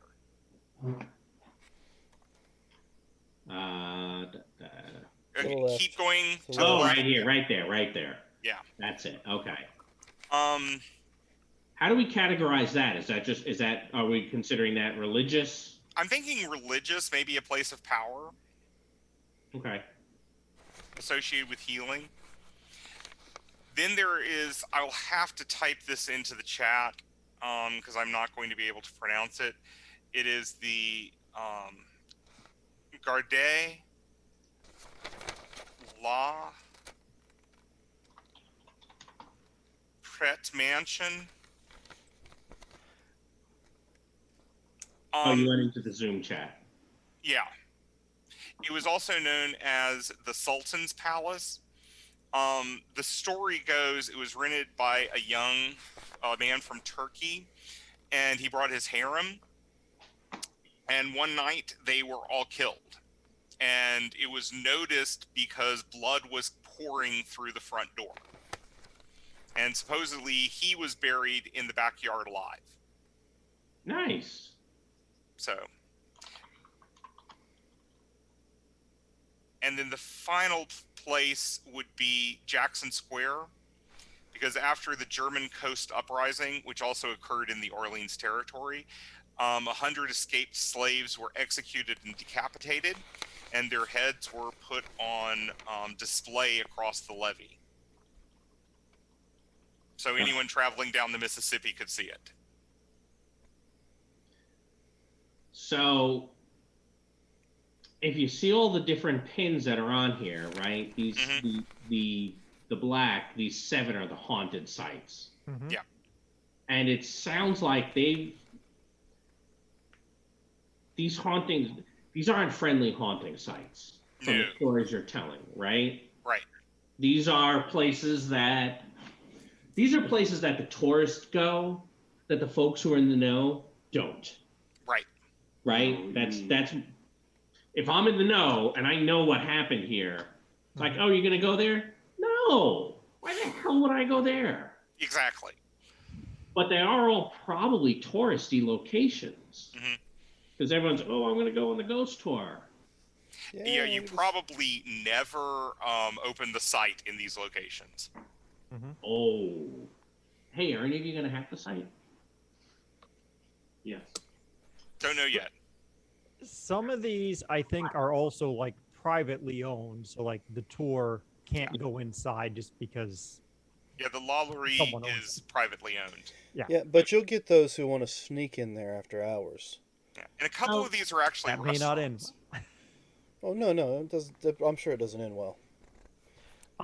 If the tour guides are in the know and they're taking people to these places, that means that, and I'm imagining the tour guides are not themselves supernatural. I mean, maybe an exception 1 or 2 has minor talent or something, but in general, but they're in the know. So part of their job may be to keep the tourists out of like getting in trouble at the dangerous places. Except maybe for a few of them where it might not be. Right. I like we have so far working all for others. exceptions, which I think is going to work pretty well. I would a moment ago talking about these places. Do we need to add fear as a white court family? I could easily see it. And I mean, if we do that, we can take gluttony off and then just say, yeah, give that to the Bacchanals. That's why there's no, This way we're still at 3 white court, but we're not doubling up and having actually, you know what? No, the Bacchanals, let's face it, the Bacchanals, they are white court. Yes, they are. Okay. So we have 4. We have 4. Is that too many? No. I mean, if we were doing this is the Vegas of the Southeast. Give me just a moment. I'll be right back. Sure. This I mean, if you think about it, this is let the good times roll. Yeah, these are the things that are gonna, those are the white court that are gonna feed on those good times rolling. Absolutely. I have another haunted location for you, if it helps. Yeah, what's that one? Ellerby Road School. What? Ellerby Road School. Am I misspelling it somehow? No, I'll see if I can look up the actual address. It's listed as being haunted because it was closed after a fire that killed several of its students. It's one of the haunted locations that I came across in my studies. Yeah, you'll have to give me a better name because I'm not finding it. Yep, I'll look it up. So what do we have that other than haunted locations, right? I know I've come up with religious. We have a religious order of witchcraft. Believe it or not, they're there. Oh, there it is. And then we also came up with a moment ago, where is it? The St. Roach Chapel. It's a little farther away from things, but that's still pretty good. Yes. So I was gonna say somewhere there's got to be some voodoo practitioner with some amount of power who has a place that people who know about it can go to. And I was kind of thinking, I mean, this isn't the most original idea, but I was kind of thinking it could be one of those things where, you know, the stereotypical like magic shop for the tourists up front, real business in the back. If that's the case, there's actually, I think I had taken one of the museums I had off, thinking nobody would buy that. There is actually a voodoo museum.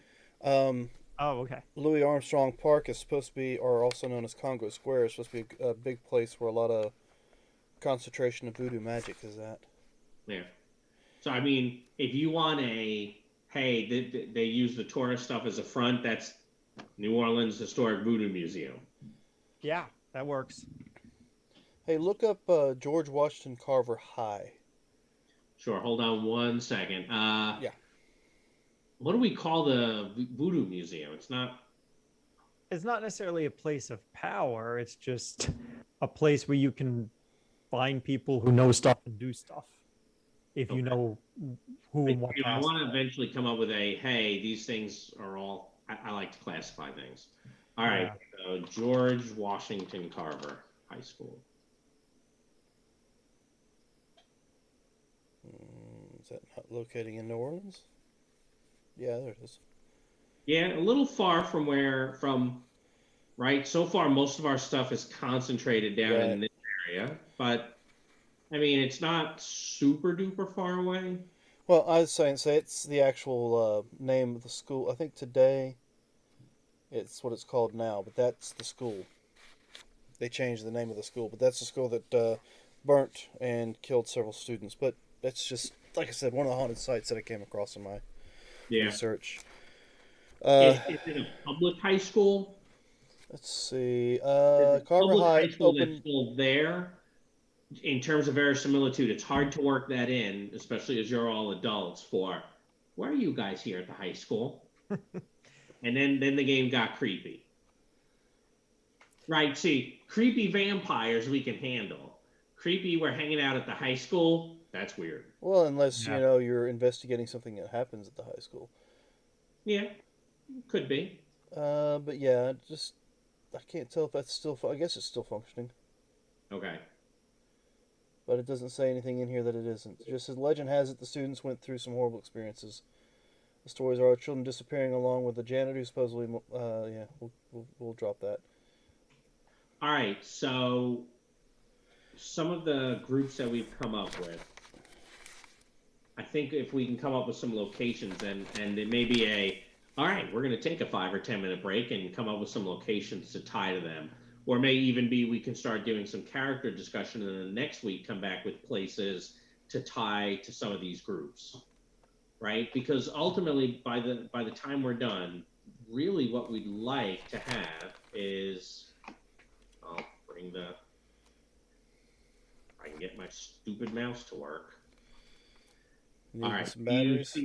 You get what's that? I said you needing some batteries. No, so the computer I use only has 2 USB ports. So I have a docking station and most of the stuff runs through the docking station. The USB ports are adjacent, so I think sometimes there's just some signal that gets screwed up. Oh, like my keyboard and microphone cutting off periodically. Something like that, I think, yeah. Because I got an actual station that I've got all my USBs plugged into except for my camera and my mouse, I think. So one of the things that you do, right, we've talked about what's what, right? Themes and threats, and you can see this kind of how they walk through with, hey, if you're doing Baltimore, who's who? We've talked about factions and organizations. They had, hey, you have like 1, 2, 3, like 4 or 5 things here. We came up with like, we got it all. We have supernatural gumbo. We got that, right? The next is what's where, and then you talk about some individuals that are attached to these places and these groups. So, and that in and of itself, believe it or not, it's a good amount of work. But what it means is, first, as the campaign gets started and goes on, it's very rare that it's going to be a, hey, let me give you a huge lore dump. You don't need the lore dump because you guys are building the lore. Mm-hmm. Additionally, there's something built into it, which usually comes in like a D&D session 0 of, hey, let's talk about what you guys want to see in the campaign. Well, you're actually telling me specifically what you want to see in the campaign, right? With the themes and threats, you're designing, hey, this is what we want the campaign to be about. So a lot of juxtaposition, a lot of different elements that are going to be coming to, against each other, a lot of conflict. And ultimately, you guys are saying, hey, there's going to be conflict, and we always want to be in the middle of it. There's going to be there's some political intrigue there. There's some fighting. There'll be some mysteries and stuff like that, but with the city aspects you all have come up with, there's going to be a lot of this, right? With you guys probably being right here. Right. Well, and depending on the characters we make, our job might be how to resolve this without being one of these. That's a possibility. Depending on the characters we make. Is it worth doing a little let's talk about some of those characters at this point? Or do we need to start talking about some additional places or faces? What works for you guys right now?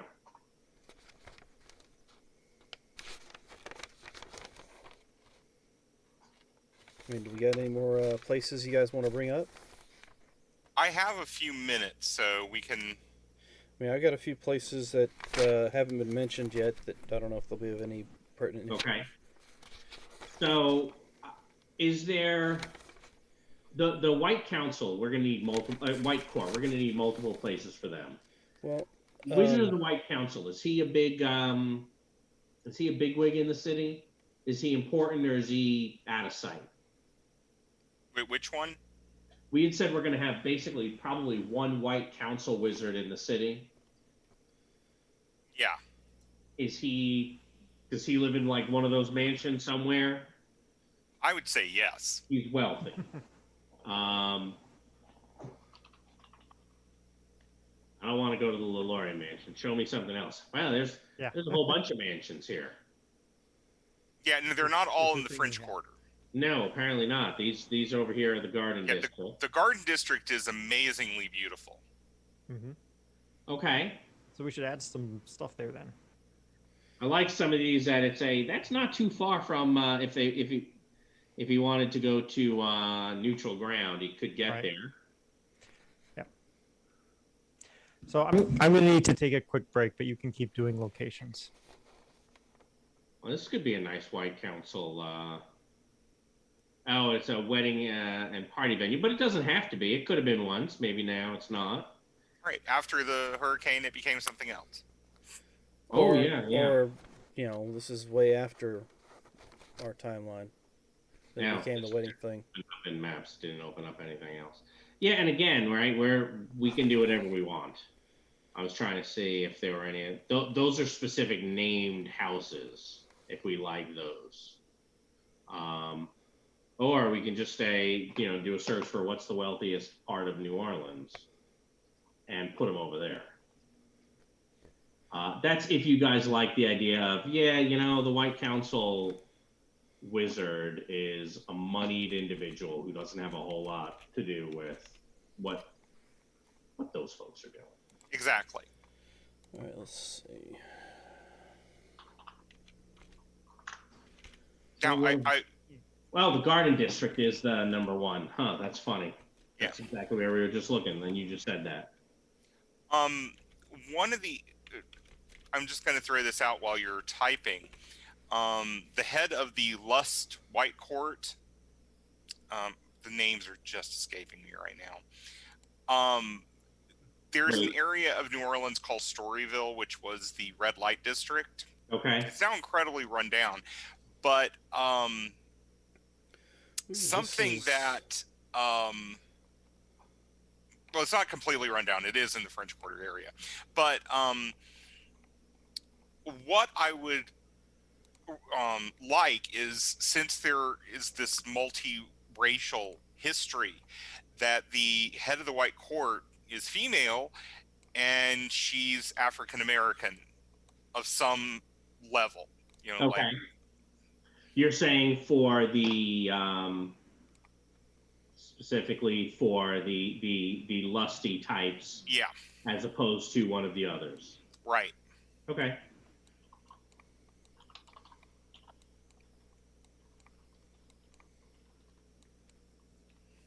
That's easy enough to get.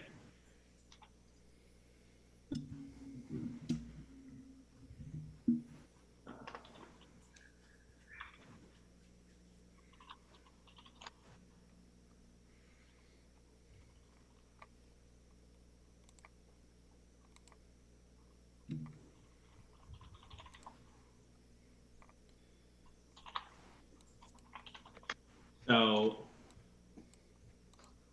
is that one of the smaller families? Maybe? Well, in the Dresden Files, it's the big one. It is. That's why I was thinking one of the smaller ones here.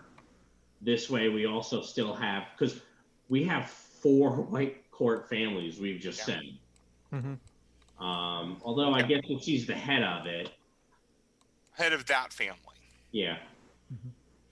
I mean, I would say that the families are probably trying to fight it out because, you know, to see who is the actual dominant one, because lust, gluttony, despair, fear, they're all going to be high in New Orleans. Yeah. I mean, this town is a feeding frenzy for the White Court. Oh, yeah, it absolutely is. It is. It sounds like this How does the Summer Court of Fae feel about that? The what? The Summer Court Fae. I mean, they're not exactly nice, but, you know, they might not actually be okay with this. Yeah. You know? In fact, where does the Summer Court, for lack of a better word, hold court? Louis Armstrong? That's yeah, I was mentioning that a minute ago as being a big concentration of voodoo magic. Oh, that's true. That is, but that would be of more interest to voodoo practitioners than the Summer Court.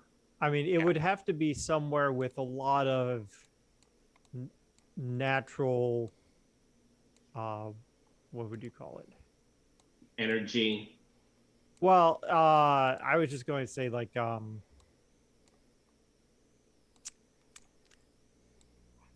a lot of nature, not well, I shouldn't say not a well-developed urban area, but if it was in an urban area, it would be like like Botanical a botanical gardens. garden or Which I had marked as a, hey, this may be an interesting museum to talk about. yeah. Oh, and so I was just going to say, like, the city park there is a nice big thing, but it's probably too well, the park itself is probably too well, like, groomed and manicured by urban folks.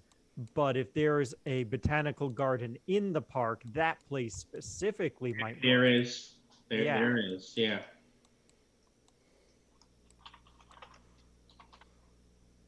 So you could say the New Orleans Botanical Garden is run by the Summer Court. Yeah. Mm-hmm. Now, there's a Museum of Art. Does anyone, is that associated with anything? I don't know. That there's anything there to be like, you know, these people care about that.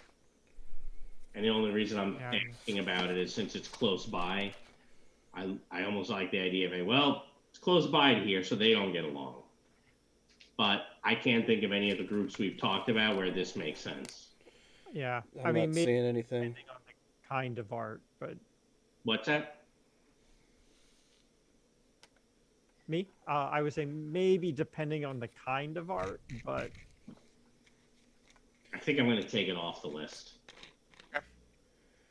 And if you're wondering why there were so many museums, was Rachel and I, before COVID hit, we're going to go to New Orleans last year.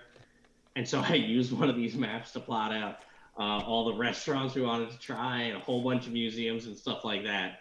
So when we started talking about this, I copied that over to this and I didn't delete everything. I deleted all the restaurants. I'm like, nobody cares about where we're going to eat.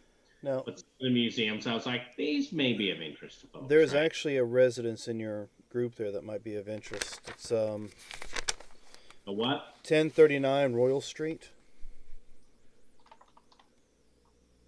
Royal.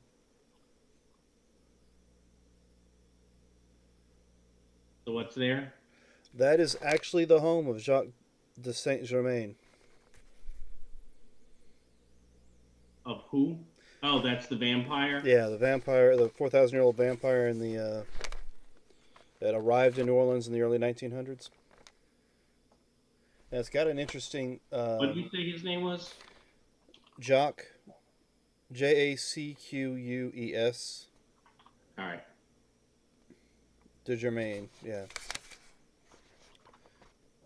He is what? Black court or red court? There wasn't very many actual stories on him, like the John and Wayne. So I was thinking he was more white court. I would 'Cause put he him threw- as despair. He threw parties and stuff, and always had big gatherings with people where he told stories of his exploits throughout the world. Actually, he told stories of the world, but the way he told them, everybody believed that he was telling them from firsthand knowledge. Well, maybe then if he threw elaborate parties, gluttony. It could be. I mean, yeah.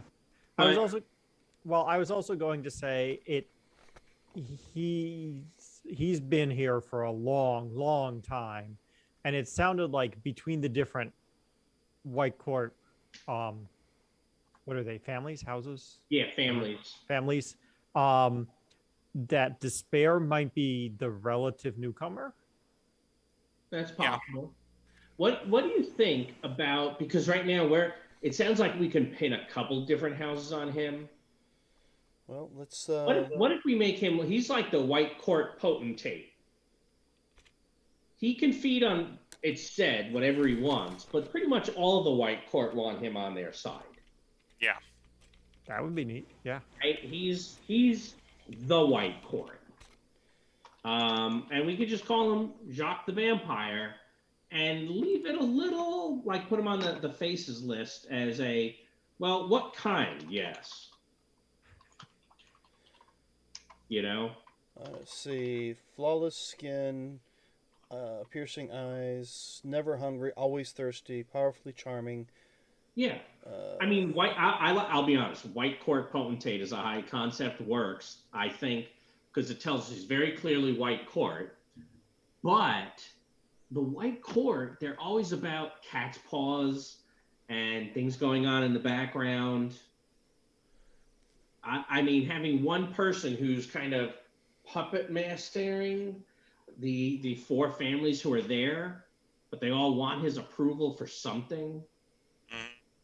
Mm-hmm. I don't know what the something is. Or I do and I'm lying to you guys. It's one of those two things. But he would Either know. way, we'll have to figure it out later. Yeah. Right? And then again, that also that ties a little bit to Hidden Masters, but he's not really hidden, so clearly there must be something else going on there. Unless it's a double blind. Or a triple blind, since I mentioned it. Because I know that you know that I know that I wouldn't say that, but you know that now, so who knows? Yep. What are you shaking your head for? Or it could be a quadruple blind. Or at that point, is that just the same thing as a double blind again? It's a double blind again. Okay. Yeah, you don't have triple agents like Indiana Jones and Last Movie. You're just not double agents. All right. So that gives us a place and a face. Do we want to take some of these things? I want to take some of these off the list. New Orleans Pharmacy Museum. Is that anything that would be of interest to us? I mean, does it have any historical significance? I mean, it's a museum. Yeah, So probably. Of drugs? It was the first licensed pharmacy in the U.S. Oh, okay. So no. That's right. Look, I told you, I had a lot of museums on here because I was like, Rachel, that'd be an interesting museum. She's like, sure, we'll go. Because we both like museums. But I don't know that there's anything, there's nothing there that suggests it to me for how it's tied to the supernatural. Right. Backstreet Cultural Museum, where's that one? Not here, nope, that's Dildo. Where'd it go? Let's see. Up here. I think that's is that a jazz museum? It kind of looks. I mean, all I see right now is just some pictures on it.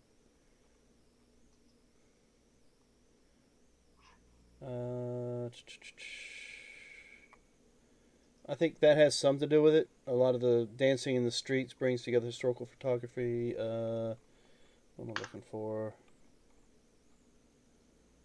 Oh, again, that may be I don't see how we bring this in. Yeah, it opened its doors in 1999. Yeah. So it's okay. not really all that old of a museum itself.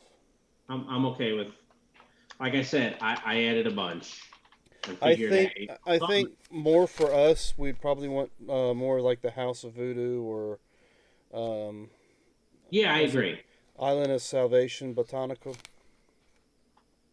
You know, things that deal with the voodoo religions and the history of all that. The Cabildo is down around here somewhere. Where'd it go? Yeah, I'm looking at the website right now. I don't know if this is going to be anything for us. What? The street music? I already took that one off. The Cabildo? You don't think so? 18th century building off of Jackson Square. I mean, it's a historic building. It is. So it could be a thing, but there's also lots of historic buildings around. That is true. It's commemorating its 300th anniversary. Yeah, it's just kind of a city history museum, it looks like. Why is Jackson Square haunted again? I'm trying to remember. 100 escaped slaves were executed there. Right.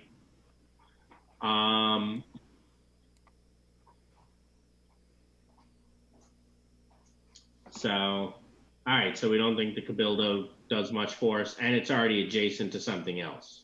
Mm-hmm. Okay. Mm-hmm.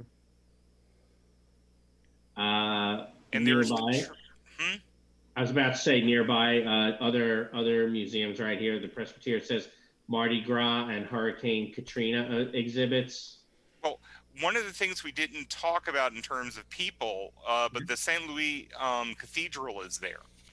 And I'm sure that the Roman Catholic Church has a good idea that there are supernatural things. No, of course they do.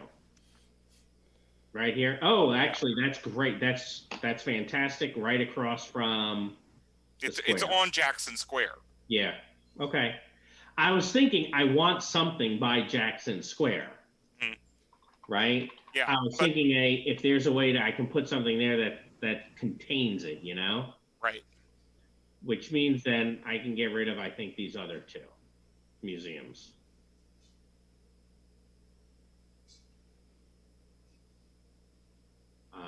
All right. Now, the one museum you was talking about, was it Presbyterian? Yeah. That could go with your whole rebuilding thing, because that's what they were celebrating after Katrina. Rebuilding and renewal. Yeah, but we have the church right adjacent to it, and the church probably works a little bit better. Okay. And again, so I wasn't tied to any of these. I was just like, they're museums. It may be worth leaving them there.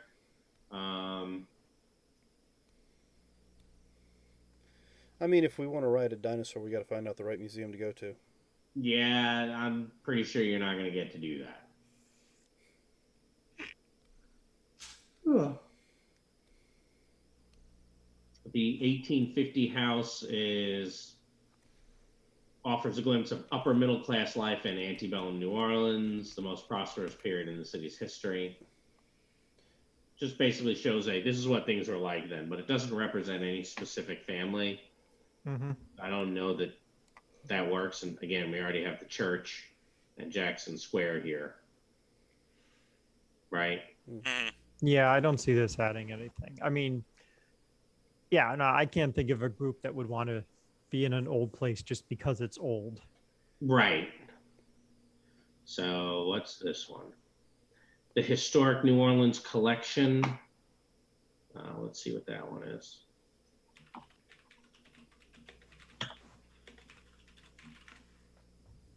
And again, that may have just been my wife and I like museums. Nothing wrong with that. Yeah, that's pretty much what it is. I don't know that they do some research there. Ooh, that could be where the Venatori are. Right, since they're scholars and librarian types. Mhm. It's down kind of right in the middle of everything. Oh, the photo, if you're on the website, you click on the research tab, the photo is very library looking, yeah. Is it? Well, when I saw research, that's what it's like light bulb. Yeah, I mean, if this photo actually is the place, then like the place you do research looks very much like a place you'd want a library. Yeah, very old school, classic library. Lots of like wooden tables around. And there are also universities. So Okay, what do we have there? Tulane.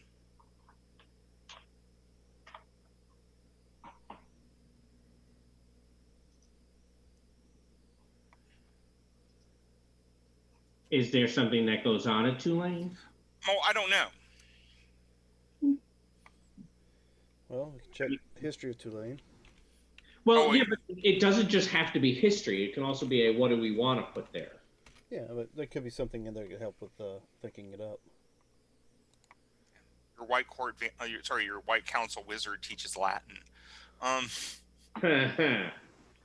That's funny. The wealthiest professor in the world because he lives in the Garden District. Exactly. I could get behind that. They probably have a Latin program at Tulane, right? Yeah. Oh, actually, Or even worse, he teaches philosophy.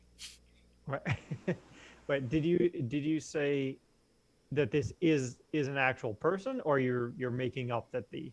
No. He was making it up. I'm like, that's funny. Okay.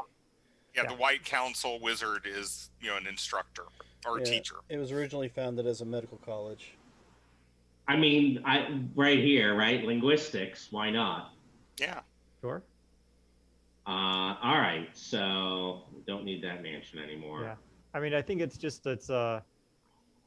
a broad-based liberal arts university, so they're going to have all the standard things. Yeah.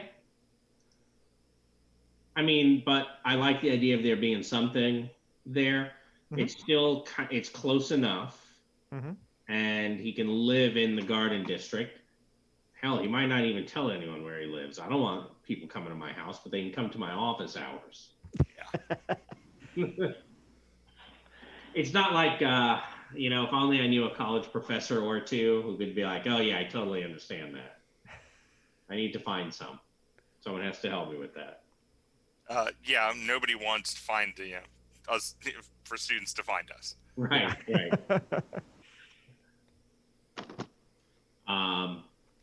All right, so I have to go. I'm going back and forth to my spreadsheet. So we know the White Council is affiliated with Tulane, and he's a Wizard at Languages? I don't know. He may end up with he's some White Council something. Yeah. White Council linguist. Because we have the other group whose name I keep forgetting how to pronounce, I would maybe make the White Council one not That's true. super academic in a very old feeling kind of area. Okay. So I mean, that's what I mean. We could take it off. I'm not saying it can't be an academic, but it should be something that's more contemporary, or like the topic sounds or comes off as more contemporary or just time agnostic. What we need to be careful about is it can't be anything STEM. Right. Right. That would not work. Well, there's 3 reasons it doesn't work. One, technology doesn't work for the White Council, right, for wizards. All right. And 2, Robert and Dave. That's why. Yeah. I don't need people correcting my NPCs. Then he's an art teacher. that could be. He's got to be, Art and he professor. obviously is one of those professors who is just like when they come around saying, "Okay, everyone gets a computer." He's like, "Nope, I refuse." Right. He's known as the. You want to email me, print it, stick it in an envelope, and drop it right there. Hey, here's a thought. Since you said an art professor, what if that's his medium for magic? Yeah. Oh, Thinking almost like Trump artist, almost. Right? That's an Amber reference. Yeah, I was about to say. I know 2 of you get that. Oh, okay. Right? That kind of Trump. Okay. That's Right. his thaumaturgy is basically art. Yeah, my brain was making all kinds of other connections with that word. Yeah, Trump artist. Oh, no, not political. No, I was thinking Amber. Yeah. Because Amber is another favorite game of mine. Yes. And strangely, I was just writing a post about that, so in a character journal. So the fact that I said it, your brain went there much quicker. That's why you got there faster than Dave. Yeah. They do have a lot of different divisions. They got law, art, medical, public health. Oh God, he could be a law professor. Law works very well, also. Yes. The Tulane University Law School was established in 1847. It's the 12th oldest law school in the United States. Because he is old enough to actually remember the Napoleonic Code. Yeah, that ties to that. I like a law professor. That's pretty good. And I would buy law school as one of those places where, I refuse to use a computer professor could be Still accepted. Yeah. Especially because he's going to have somebody else here. Go do this. Go to the computer lab and do this. Right. Yeah, my That's He TA. has all the books on his shelves. Because he likes to have them in his hands. You gotta have right. that. And that's one of the things about law is they have tons and tons of really thick books. Even in the age of computers, they're not giving up the physical books. So. And he even has a if they TA for are, everything they're not else. in New Orleans, Right. as far as we're concerned. Okay. All right, that's good. A White Council law professor. Oh, that's why he never helps you. He's gonna, well, you can do this, you can do this, you can do that. But with the whole idea of clashes as well, it always has a nice somebody who's always in the middle, keeping things from getting, sideways, going sideways or mediating, things like that. Okay, I have to get going, so have a good night, everyone. Thank you. You too. We'll see you next Have a good week. one.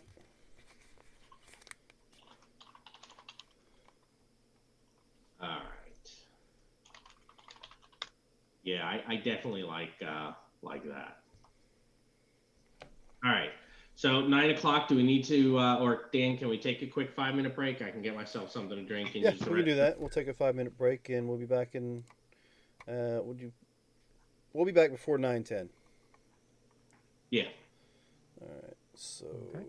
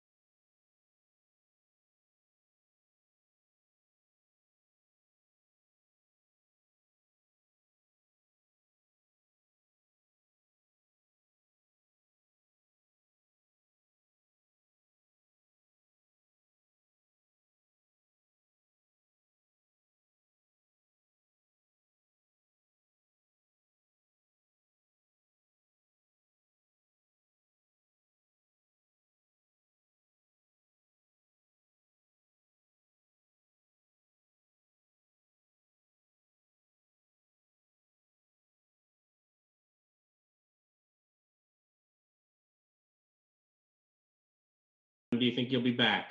You can start. All right, we're back, ladies and gentlemen. Continuing to create our Dresden version of New Orleans. All right, so where were we?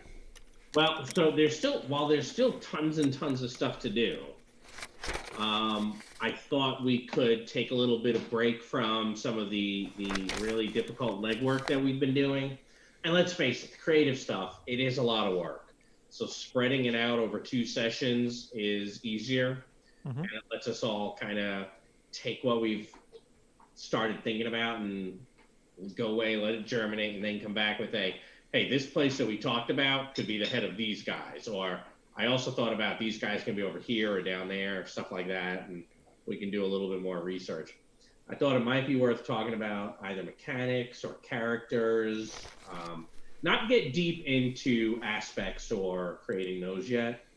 I thought it might be worth a little bit to look at the different types of templates and character options on the table, if that works for you guys. Right? We did, hey, here's half a session of fluff. I figured we could do, here's half a session of crunch. All right, That worked for everybody? Yeah. sounds good. Does anyone have an idea of I'm really leaning towards of this? I mean, I was just, like I said, I was doing the whole white court thing. Yeah, you're definitely going your white court. You don't I know. think so. I mean, with the power level we're deciding to go with, the white court version, I think, would probably be the aspect I'd go with. Oh, white court version, not white court vampire.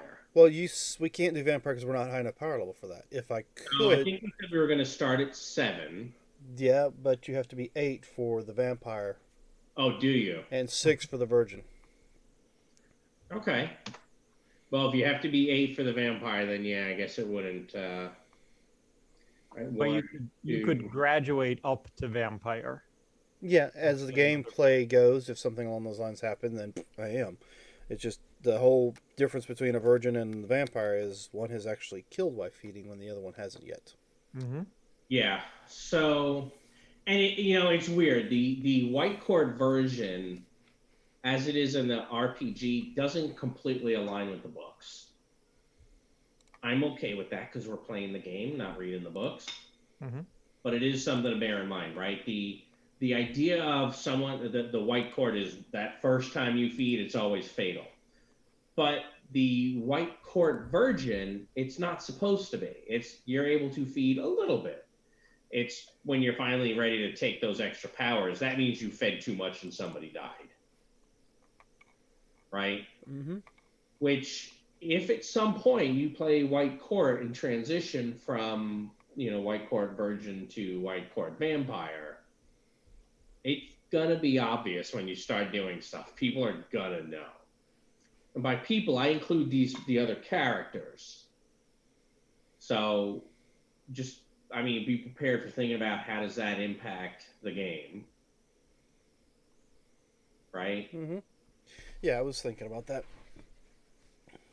Are there any of the flavors of white court that we've looked at that maybe more of I'm leaning this direction?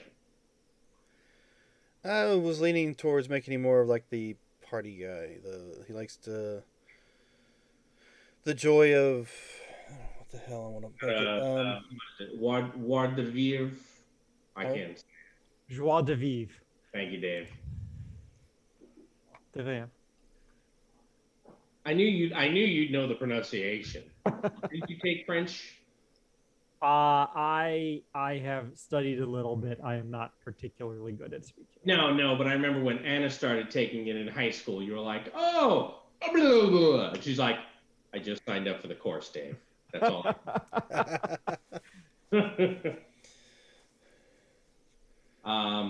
So is there one of those that you think appeals to you? The debauchery direction is where I was actually kind of thinking, the drunken and partying and that kind of thing. Okay, so a white court glutton, check. I guess that's how it'd go. Yeah, so, well, that actually goes pretty well if Michael John's thinking that he's going to be running a restaurant somehow. That would explain how the two of you are friends. What ones do we have again? Yeah, We have the the glutton, we have fear, we have. Yeah, and you don't have to go with one of the ones that we've said is going to be here, but the groups we've identified, there's going to be despair, lust, fear, and gluttony. We know the 4 of them are definitely in town. Okay, well, they'll probably be the second, the lust one. Oh, okay. Like I said, when I'm talking about partying, I'm talking about, the after hours kind of locations and pick up on that kind of stuff. Okay. Now, bear in mind, one thing to bear in mind, your character may then be a little on the young side. Here's why. If you're an incubus, which is what a white court virgin, That's what I was thinking. I was more like Thomas, I guess, is the best way to put it. Which is fine, but bear in mind, that means you haven't fed fully. Nope. Which means your white court virgin is an actual virgin. Think about that. Yeah, I was thinking that's how I'd start it. Yeah. And then, maybe as the game goes along, if something came up to allow me to go to the vampire, would be like... Something came up? I see what you did there. That the first kill was more accidental than on purpose. Of course. Things got out of hand. Yeah. I mean, I don't know everything about what I am yet. Okay. So... I think, okay, I hate to use tropes for some other shows, but think, have you ever seen the show Lost Girl? No. It's a sci-fi show. It's about succubus who doesn't know that's what she is. She just knows that when she's had relations with the first guy she ever had relations with, she pretty much sucked him dry. Okay. But she didn't know that's what happened. She makes her way to this town and ends up finding out that that's how she finds out she's actually a succubus. There's werewolves, there's blood mages, there's the Fey courts. Okay. It sounds like it was a play on Dresden. Yeah, actually, I would say it was. It's urban fantasy, right? There are going to be a lot of things that are common. There was the 2 courts. Yeah, the Blood King was the blood mage or whatever. But I'm trying to remember what the actual courts was. There was just like there was the light there was the light side Fey and the dark side Fey, as opposed to the winter court and the summer court. It's basically the same as winter and summer. All right. Any idea for what you think mechanically you might do, Dave? Yeah, I was looking at a couple of options, right? So I was looking at the Changeling, the Emissary of Power. Okay. And the Knight of a Fairy Court, which is kind of just a specialized emissary of power. It is a specialized emissary. Can you do the Knight at a 7? Although, be honest, if you're... I think so. I don't think there's that much required for a Knight. No? Yeah, it looks like, that just requires a 5. Because you're marked by power, which is just a 1. And then you have either Seelie or Unseelie magic is a 4. And that's really all it requires. Oh, really? Huh. Well, yeah, and the emissary of power is even easier, even cheaper. It's just a -1 because you're marked by power, and then the rest of what you have depends on like what are you an emissary of. Yeah. So it's kind of a build your own. And the Changeling has a little more specifics, but there's a large variety of options, which Yep, there absolutely is. Makes it, does it list a minimum? I don't think it does. It doesn't specifically say a minimum, so. No. It's but I think you can make something that adds up to 7 in here somehow. You want to actually figure out if you're going to do a changeling, and based on what you said, Michael John, this is true for any kind of scion. You probably want to do more. You want to figure out a suite of powers, right? Because that's your suite basically. It's as I pick up more, this is eventually what I can become. I pick up more of my supernatural lineage in abilities. And it has to be all stuff that's really kind of tied to that. So if, for example, you said you're descended from, a banshee, because remember, banshee are not undead, but you're descended from banshee, some sort of unseelie fae, you wouldn't end up with summer magic, right? You might have, ghost speaker or a number of other things because it makes sense as well. Mother was a banshee. Man, when she was mad, she'd scream her head off. It was horrible. But you probably want to define what those are for the changeling. That makes sense? Am I muted? You guys there? You're there. No. Okay. Yeah. All right. And is there anything that we can discuss that pushes you over the edge for one of them, or takes one of those three off the table? Help you narrow the scope. Maybe what some candidates to be an emissary of. So Knight of the Summer Court, I assume, would be one option. I would think here. This is up to you, but I would think if you go with Knight of the Summer Court, that you might take the approach of there are multiple knights, because at spending 5 points total, that's not a lot. Yeah. I think that would make sense. Close, because this is so obviously already inside summer's territory compared to winter. So you're a summer knight. Go knight over there. I don't have time for you, kid. You're still in training. Come back someday when you know more. Right. But that's up to you. That's we would talk about that during high concept and working out aspects.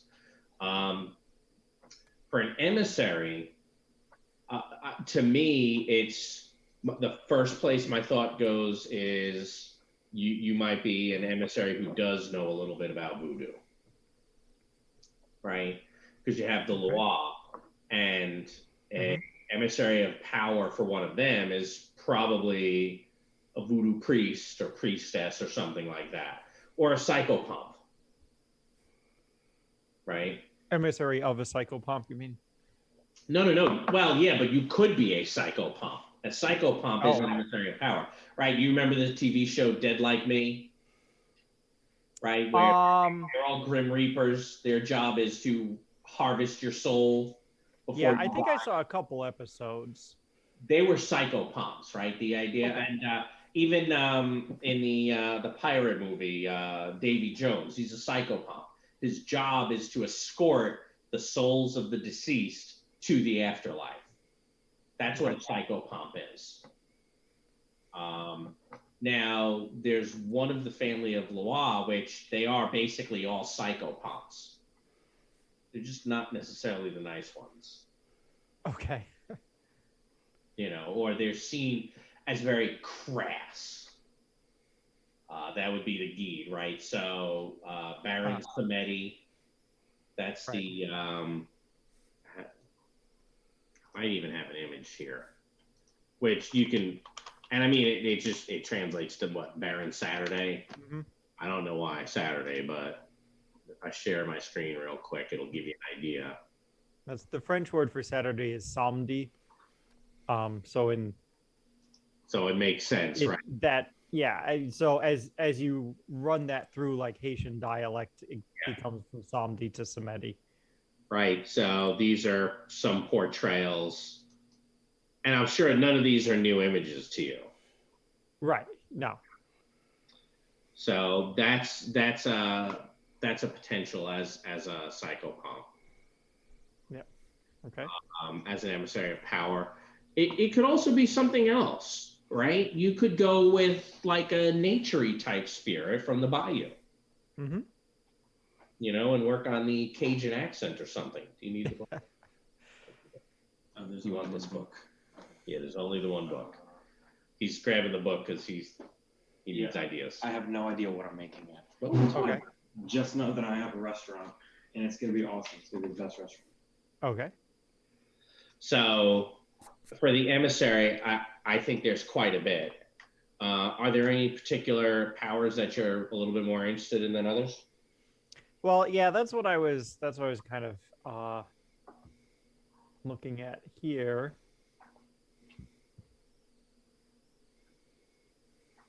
think the powers are is that page 120? No, page 120 is skills. What are you looking for? The page where the powers are in the book. Powers. There's a list of them. Page 160. Right, and it just kind of breaks down which Michael John, you can turn to 160 as well. So you can look at some of these and eventually come up with an idea of I could do something like this. So you might do I was cousin to Andre the Giant and play a very large guy who's a scion of the Nephilim. Mm-hmm. Generations ago, and that's why our family's always been so big. Or you could be like, well, I'm, part troll. Right.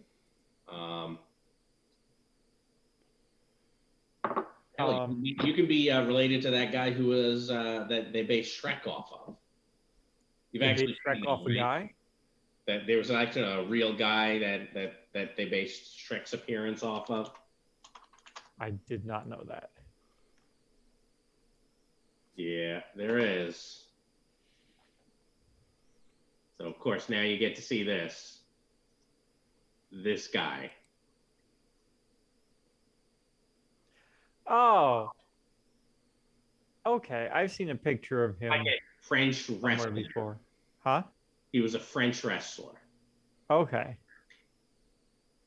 I think I've seen pictures of him before. I did not realize Shrek was based off of him, though. I mean, you see it now, though, right? Oh, yeah. You see them next to each other. It's like, oh, I see what you did there. Yeah. So, and I only thought of him and Andre the Giant because they're French. So those are ideas. It literally is. I think nature spirits work pretty well. Water spirits. If you could be an emissary of some sort of water spirit and have, like you had said, you were thinking maybe focused practitioner, an aquamancer, who's an emissary of power. An aquamancer. Or hydromancer if you can't prefer. drown, easy swimming. Okay. No, I'm just looking at the power. It says can't drown, easy swimming. But skills affected, what does that mean for the skill to be affected? So which power are you looking at specifically? Aquatic. Oh, under where is that? Let me click to page 162. The powers. It's on page 162. So skills affected athletics.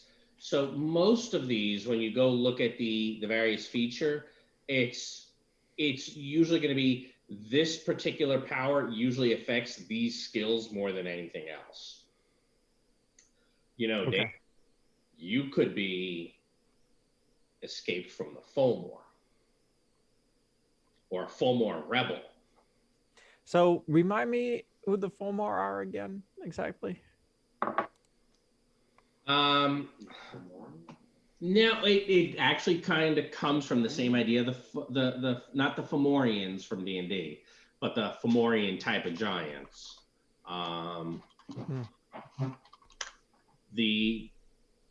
It's described as an ancient race of water-dwelling creatures who emerged from beneath the world's oceans in the wake of the destruction of the Red Court.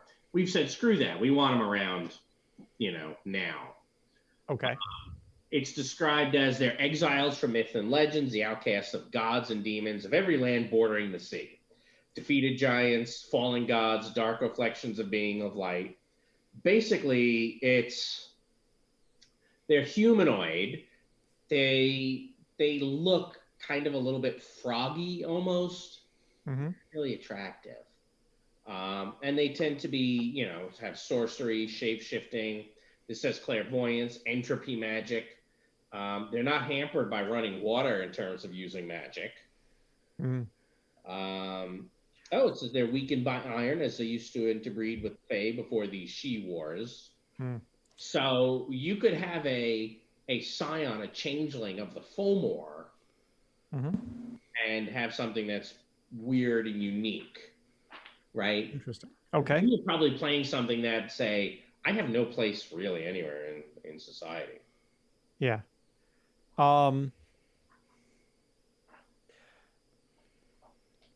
quick question: have they always been around, or did they just show up since Post Katrina? Katrina. Oh, the Fulmore? Yeah. I mean, they might have shown up after. Yeah, they might. The hurricane may have brought them here. I could get behind that idea. Seems to be a connection. Yeah. It could totally be a connection. The hurricane could have helped you escape. They were concerned with that and didn't realize you were getting away. Mm-hmm. Or heck, you could have caused it just to get away. I don't know. Or well, no. I mean, it could also be you were born, this way. Your mother or your father escaped the Fulmore, and the Fulmore often capture humanoids and make changes to them, like transform parts of them. Like Simic hybrids. Yeah, D&D that world. become their servants. So they could have done something like that to one of your ancestors, and then you kind of grew into it, which might mean that you're sympathetic to them or you absolutely hate them. Or both, Right. culture clash, I don't know. Love-hate relationship might be a thing. And I know right now I said a little while ago, hey, what can we do to narrow it down? And all I keep doing is giving you new options. But, Yeah. I'm just I'm looking down the powers right now. So I might need a couple minutes to. A couple minutes is good because we can talk to, I'm going to own a restaurant and it's going to be the best ever. Yep. Well, yeah. Okay. It's gonna be the best. I mean, are you a pure mortal? No. No. Because if I was, how else would you keep coming back to eat the food? It's that good. Well, you make the food that good and people keep coming back. Yeah. That doesn't work for you. Nothing bad going on. Are you trying to say pure mortals can't cook food good enough to want to come back and eat? That's what it sounds like, yeah. Well, obviously not. No.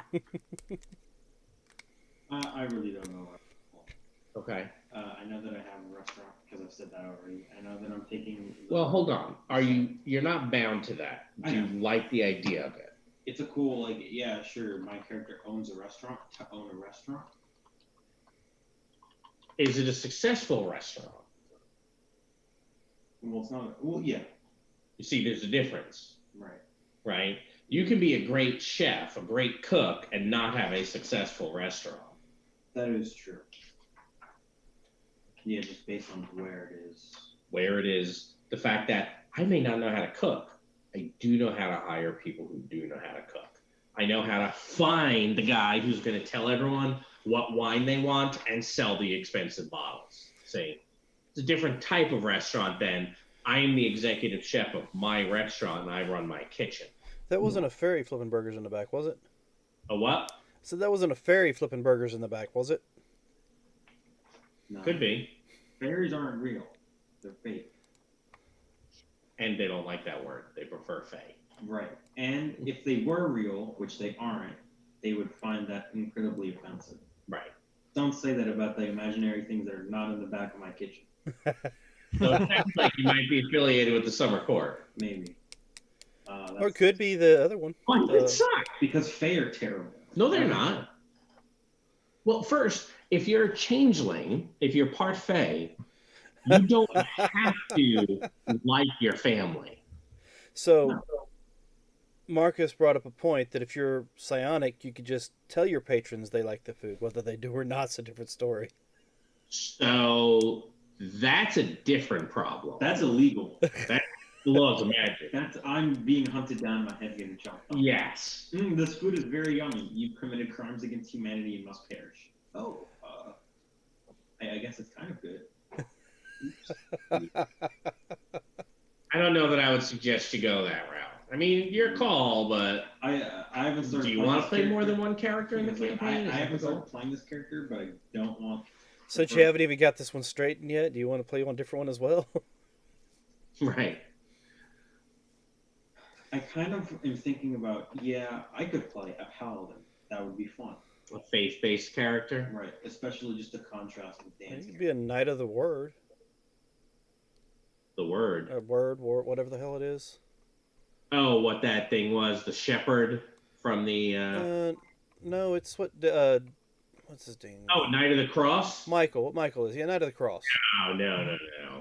Way too powerful and would have just a terrible, terrible time in a campaign like this. Yeah. Here's why. If you play a faith-based character, you're going to struggle, depending on the faith you pick. Mm-hmm. Because there's going to be so much implications. There's a lot of ways to misstep in a town like this. No. Right. There are going to be some pitfalls for that faith-based character, depending on the faith you take. You know? Now, if you take voodoo as your faith and take some faith abilities, you can even take a tiny little bit of magic abilities. Yeah, take a little bit of both. You could take a little bit of both as a voodoo, you know, at that point you'd be not a Bokor. I mean, you could be a Bokor, but then the White Council is going to be talking to you at some point. Listen, I didn't do anything bad. Well, the Bokor are said to serve the spirits with both hands, meaning I work for the spirits with white and black magic, but it's okay because I still work with the spirits. So now their black magic might just be I curse people for you. Doesn't have to be I break the laws of magic. Right. It's black, but it's really gray. It's like maybe a single number off from being, you know, black 0.11759, which is actually black. It's gray. So how many shades of gray is there? Different story. I'm not going to answer that. They're only 50. Apparently 50. Or, you know, maybe I just play a shifter like I was going to in the first one that we were doing that never actually got off the ground a couple of years ago. That was a bit more of a struggle for you. But a shifter is also a nice combat-y type character. Although technically in this game, anyone with magic is a super combat-y character. So long as you don't take 4 consequences in your first scenario. That'll hamper you a little bit. Who did that? Now, keep going, keep guessing. Do we know anybody here who took 4 mental consequences their first time out the gate? I don't know what you're talking about. It was great. If it helps, Adam was running a campaign, a Dresden game, a couple of years back, and he wrecked me because I told him something similar to what you did, Dave. Like, I don't know why, Adam, you gotta have demons. I was playing a true shapeshifter, and I go, you know, we need to talk. I think there's ghosts there. And I'm like, whoever you are, I invite you in. That's always a bad idea. It was a bad idea. Yeah, well, it also turns out that one of the best ways to attack a magic using character is go after their mental track. Yep, and the caster you guys were fighting was specifically a lawbreaker with mental magic. Uh-huh. So that worked out pretty well. Yep. You kept him busy and vice versa, and then the others eventually ganked him. So wizard is 7 refresh, right? A wizard, you need to be 8. If you want to go for wizard, which it's done, you're still an apprentice at this point. And that's fine. That probably means you're a student at Tulane, and he just doesn't have a lot of time for you. No.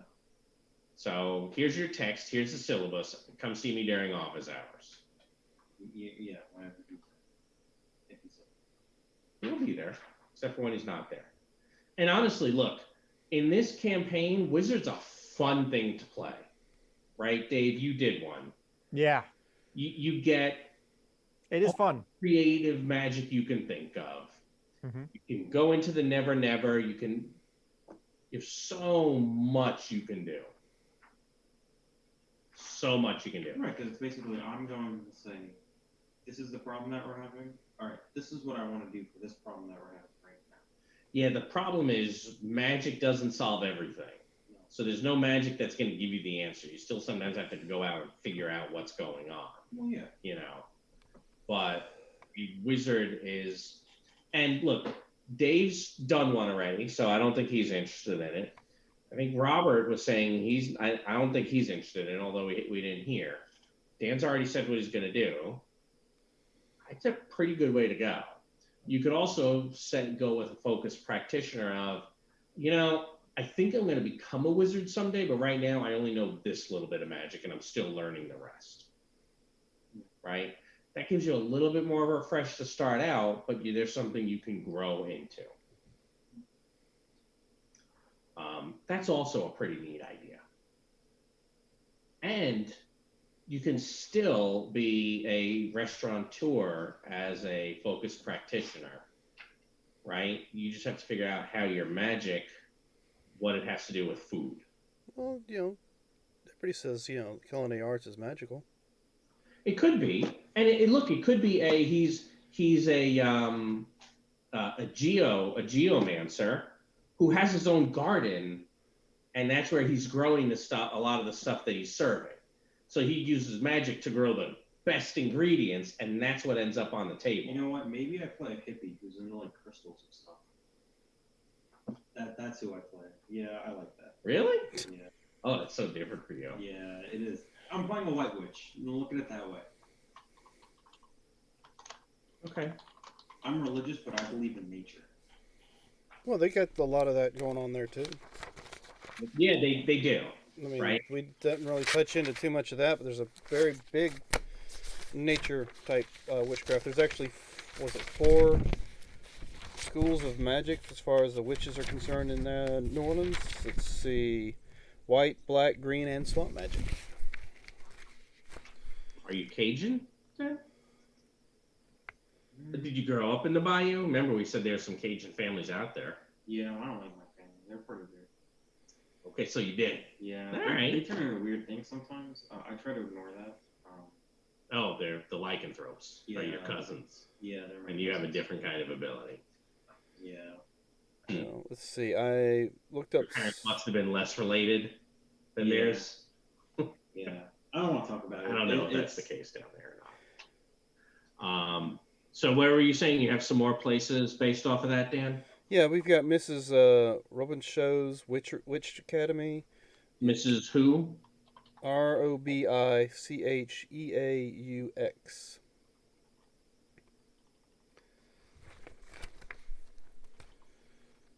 Witch Academy? Yes. I don't know if I that don't comes find up. that anywhere. All right. What about Bottom of the Cup Tea Room? Yep, I got that. Okay, that's supposed to be established in 1929. It's a fortune teller's. There's also 521 Street, 521 St. Philip Street in the French Quarter is the Witch's Workshop. That's the sort of thing that works for you, Michael John? Or do you like more of the idea of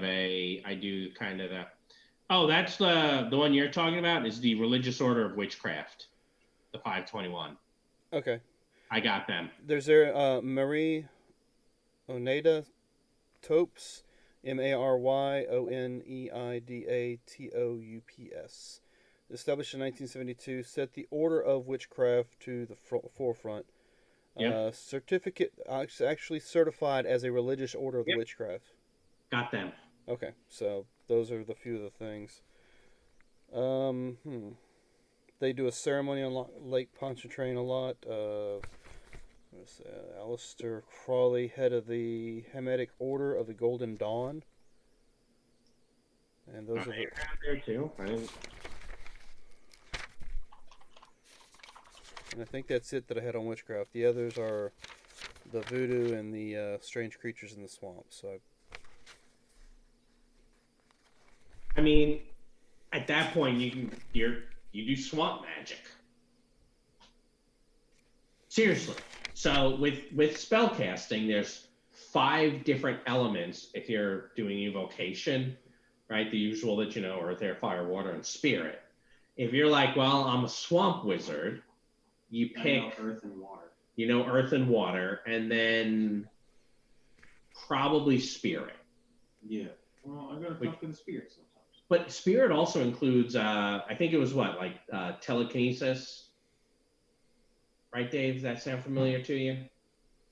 Sorry, what was that? So the evocation came with 3 different Oh, where's it? The spirit. I think I'm trying to remember exactly how spirit magic worked, but I'm looking for it. Ah, there it is. Page 278. It'll talk about it. So nope, before that. Ooh, bloody. I think you could have some fun with that. And thaumaturgy is the ultra creative. I want to do I want to create this ritual that does this thing. Mhm. Right?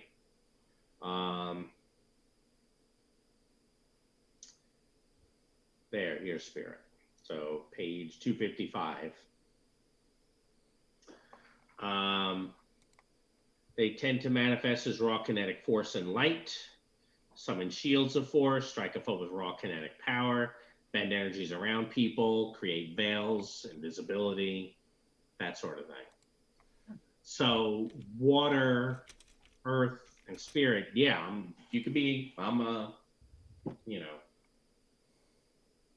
White Council swamp apprentice. I don't know.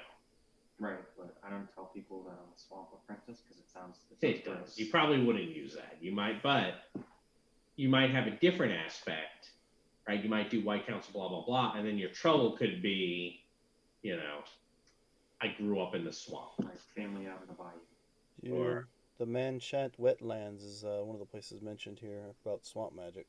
What? Where? Manchant wetlands, about half an hour northwest of New Orleans. Some say, let's see. Can you spell that? Manchat. CHAC, not T.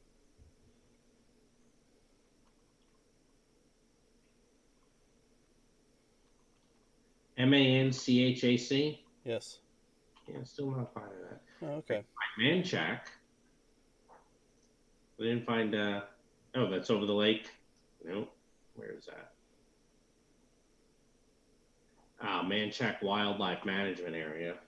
That's a bit of a distance, but that'd be maybe far enough away where you're like, I got away from my family. Yeah. Actually, that's not even that far. Something about being cursed. The curse of the local voodoo queen, Julia Brown.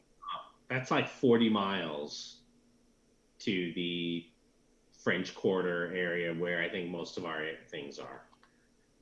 This is not a huge area to have so much city and then bam, you're in the middle of nowhere. Right. I want to kind of take a look and see. Yeah, I mean, now just south of the city as well, you have a number of other lakes as well. So I think that's a pretty legit way to go. You know? Mm-hmm. Yeah, then eventually it'll become, wizard or whatever. Yeah. And as you guys advance your characters, your aspects can slowly change. Oh. Anything else on powers for you, Dave, that you're looking at?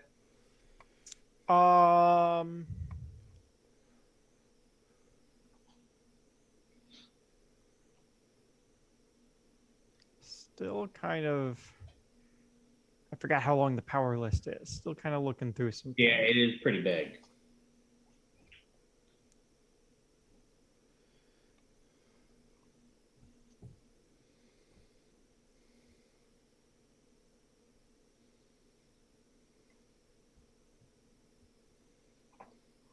There's definitely a lot of stuff there. Ooh. All right. I think that's a pretty good start. What do you guys think?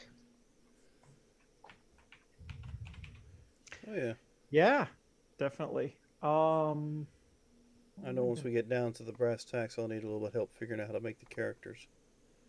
So there's the mechanical portion, and then there's the aspects. The aspects, we're going to RP those out.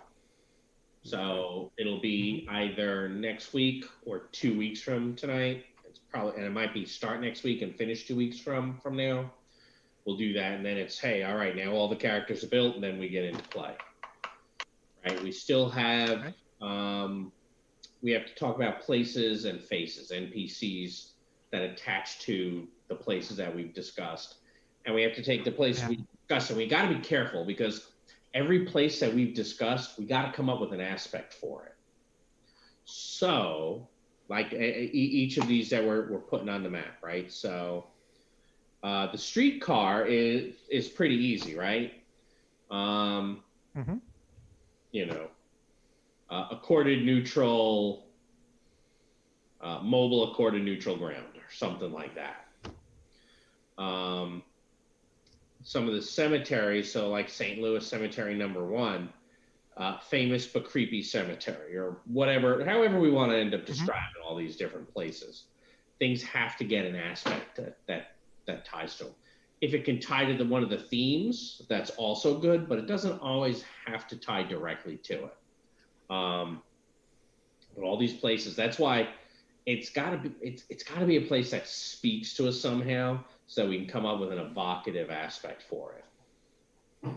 So what I have, one of my bits of homework after we're done this evening is take, hey, these are locations we've come up with so far. Send that out to you guys in Discord, so that you could have the next couple of days to start thinking about what are aspects that might tie to these. What are NPCs that might tie to these, right? And then, you know, like for example, we might say, well, the Fomor, where are the Fomor? Are they, you know, more, as I look at the map, what is this, Lake Bourne? Or maybe even like, you know, Pontchartrain, because it's so large. Or they may be like in the Mississippi. There's so many ways for them to get in, lots of canals and stuff like that. And they're probably, unless one of you guys is associated with them, probably unfriendly to just about everybody because they're assholes.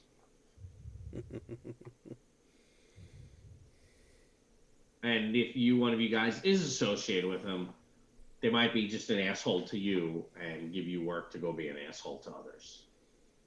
They don't play well with others. I'm gonna be a super nice guy. But what? Super good person. A super good person? Yeah. Well, it'll be a nice change. It's not so much. It's not enough here. No, it's not. So yeah, we got a bunch of locations. They're all in a fairly kind of small area. I was gonna say a lot of those look like they were condensed in one little area, like a French Quarter. It looks like. Yeah, I mean that area is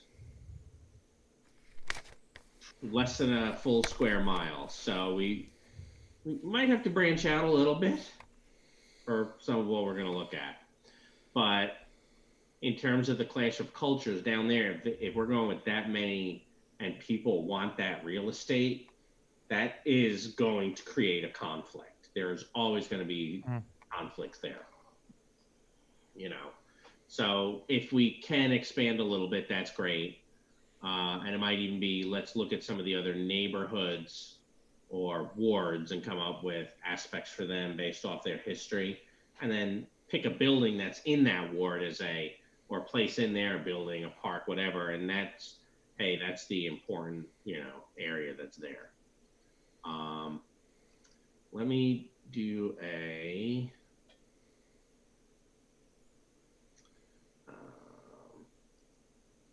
let me see if I can make this work.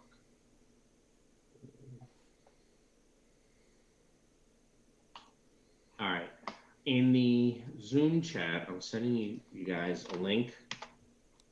That is to the map I built, so hopefully you can get on there. You should be able to search. I don't think it'll let you add, but you should at least be able to search and say, okay, what's this, what's that? Which may help with ideas. There's Bayou Sauvage National Wildlife here. That's kind of that's in the city limits. That could be a thing.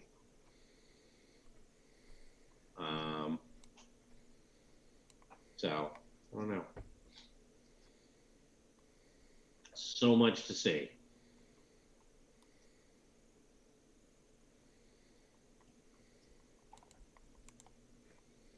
right. Well, it's 10. Did we start at 6 or 6:30? I think we started at 6:30ish, a little after maybe. I am really, really tired. That's about all I got in me for tonight, I think. All right. Well, we can call it here. Thank you for joining us. For those who are sticking around, I will do a raid to another channel, to another show, so stick around for that. Don't forget, Wednesday is our Torg game, Torg Eternity, Blood on the Blasted Land, 7 o'clock. Friday we have Rime of the Frost Maiden. Sunday we have Dungeons with the Veterans. And of course, back here Monday for some more city building, character building with the Dresden Files. Thank you for joining us this evening. As per usual, remember we're in this adventure called Life Together, so remember the golden rule. Treat those around you the way you'd like to be treated yourself. Not the other rule there, Rod. I didn't say anything. You were mouthing it. I saw that. Did you say anything? I was reading the book. See, he didn't see anything. So with that, ladies and gentlemen, have a good week.